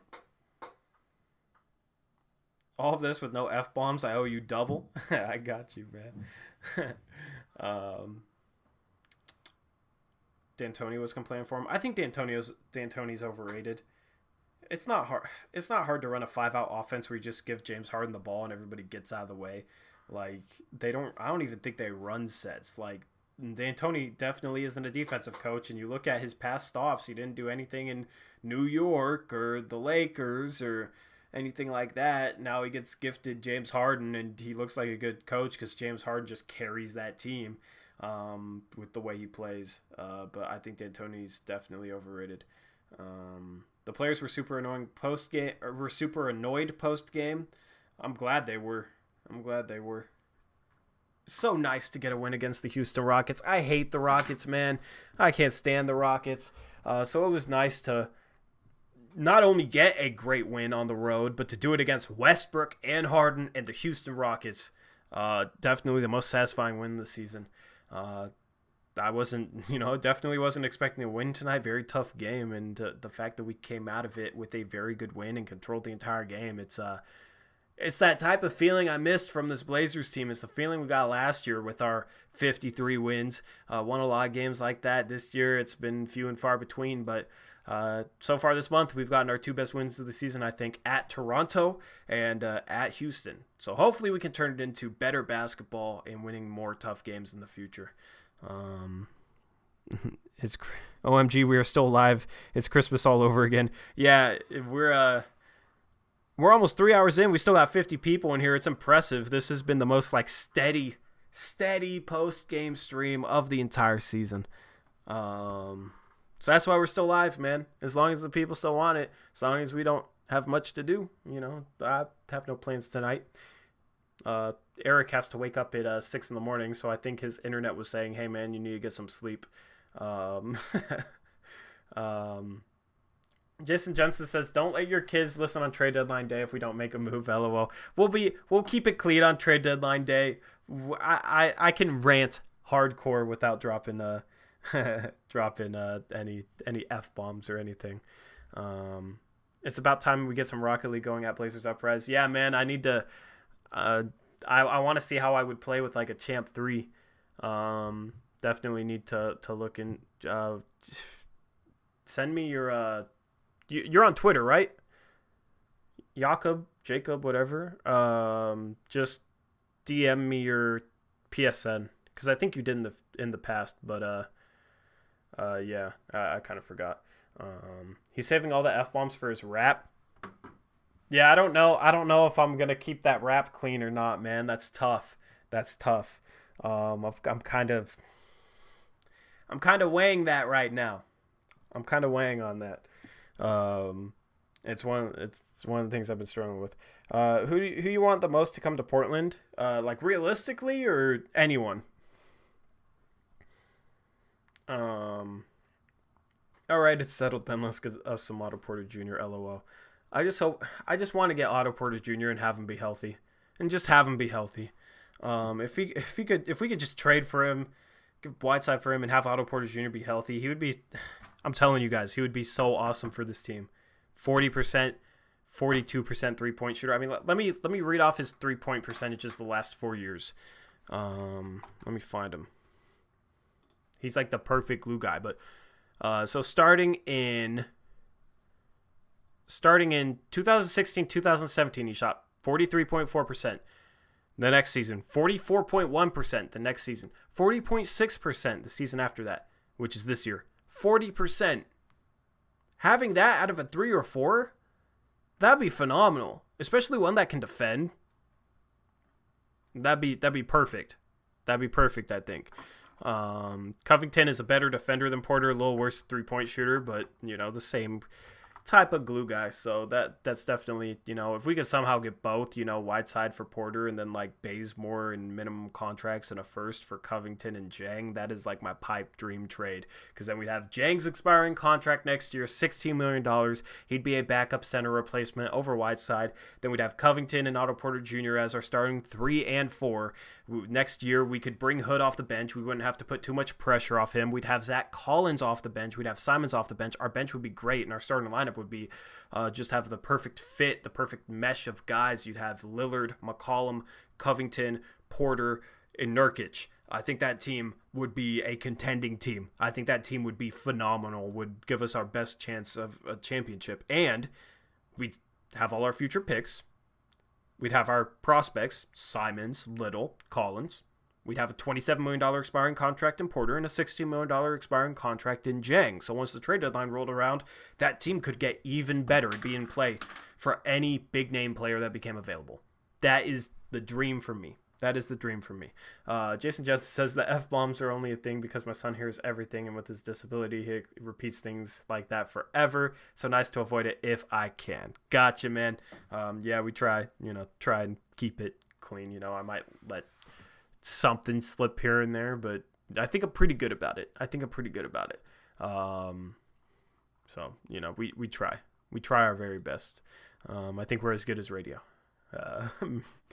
Radio, you hear a caller here and there slip something in. Yeah, Eric, you were giving me crap over my internet in the past, and now look at you. I literally have 0 dropped frames tonight because, there's a drop frames counter that if, the internet lags, it will drop frames, and it, counts the drop frames. So some streams will be he'll have, 2,000, 3,000, whatever. Got 0 drop frames right now, my man. And your internet just said, nope, it's time for you to go to bed because you got to wake up at 6. So I don't want to hear any more trash talking about my internet. Now, see, karma. Your internet has the flu now. So, Tori living that luxury life. Yeah, not in this room. Not in this room. It's not luxury. But man, you guys will in a year or two from now, if what I got planned takes off, maybe. I mean, this channel in 2 years from now, if my business takes off, my business idea that I have, this stream will literally be popping will literally be better than what you see on NBC Sports Northwest. I'm just saying, I could do so much with it, with just a stream of money, that I could spend on it. I could pimp out a studio, it'd be. I'm hoping, man. I got some big things that I'm gonna try and accomplish in the next couple of years. I can't share it yet. I wish I could, but you guys will hopefully see here, probably May, June. You guys will know about it. We'll see.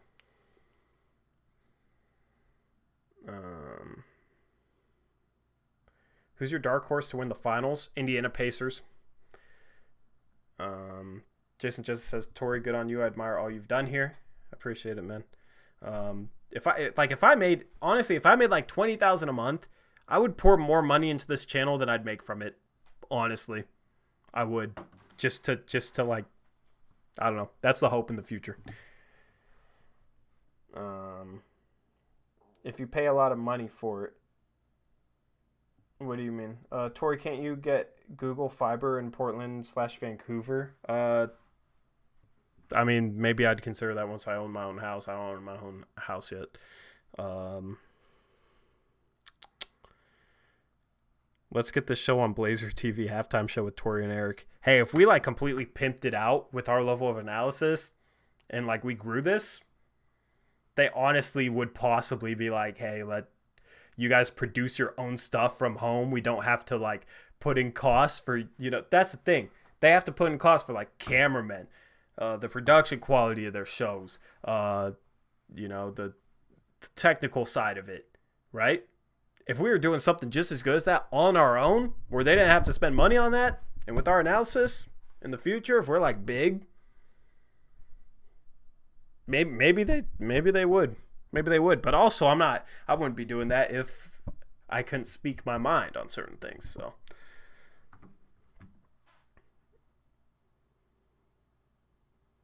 Casey Holdall will get us in. Just give him some likes on Twitter. I don't think he likes us because I think he thinks we're the guys that would burn Stotts at a stake or something.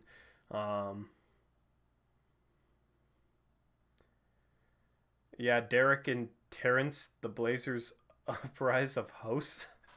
Derek and Terrence. OG host.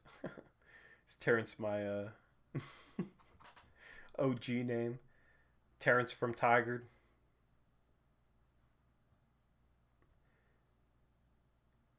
After Brett Favre left Green Bay, that was a joke. We'll never forget you, Brent. Blazer Cave Productions.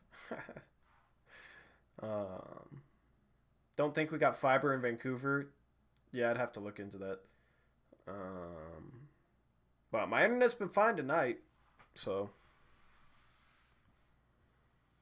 That's the thing. Usually my internet's not that bad. You guys just notice every time it has any little hiccup, you guys will notice just because it'll lag.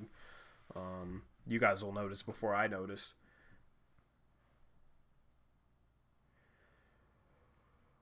Oh man, it's almost midnight. It's 11:59 p.m. where I'm at. We got 25 seconds till midnight. once it's past midnight, I'm probably going to shut down the stream because we've been going since 9 p.m. Good 3-hour stream for you guys. I hope you guys have enjoyed. We still got 45 people in here. That's impressive, man. It's 9 in the morning where Jakob's at. Gonna give my son some of that good melatonin and get some sleep too. All right, good night. First P, last JL. I'll see you later, Jason Jensen. Jakob pulled an all-nighter. Hopefully you have a good day. You're gonna be tired, man. 2 a.m. where Tim Wilson's at. Yeah, we got people everywhere, man. But yeah, it's past midnight. It's officially Thursday now. So gonna try and get a Blazers Pulse episode for you guys out today, since we don't have a game. So there's no reason why I shouldn't be able to get that out. Then the next 3 videos I want to be 10 Whiteside trade ideas, 10 Bazemore trade ideas, and then I want to do a 2K video where I go into my league and I randomly select one trade idea from each video and just see what happens. That could be entertaining. Those of you who don't like trades might not be into that, but I thought that would be a cool series of videos to do. And that's the plan for the next 5-6 days ago. Or the next 5-6 days from now. See, I'm already completely messing up words. So that means I'm a little too tired to keep the stream going on. So I'm going to log off. Thank you guys for watching. This has been a fun post-game stream. That was a fun Blazer game to watch. Huge win for the Portland Trail Blazers, picking up that win in Houston, 117-107. So Blazers Pulse coming up soon. And then Friday we'll have podcast. Hopefully you tune in for that, and then we'll have the post-game show after that Dallas Mavericks game, and we're going to try and pick up the content here. So anyway, that's a wrap for this post-game show. I'll see you guys later. As always, peace out. Go Blazers.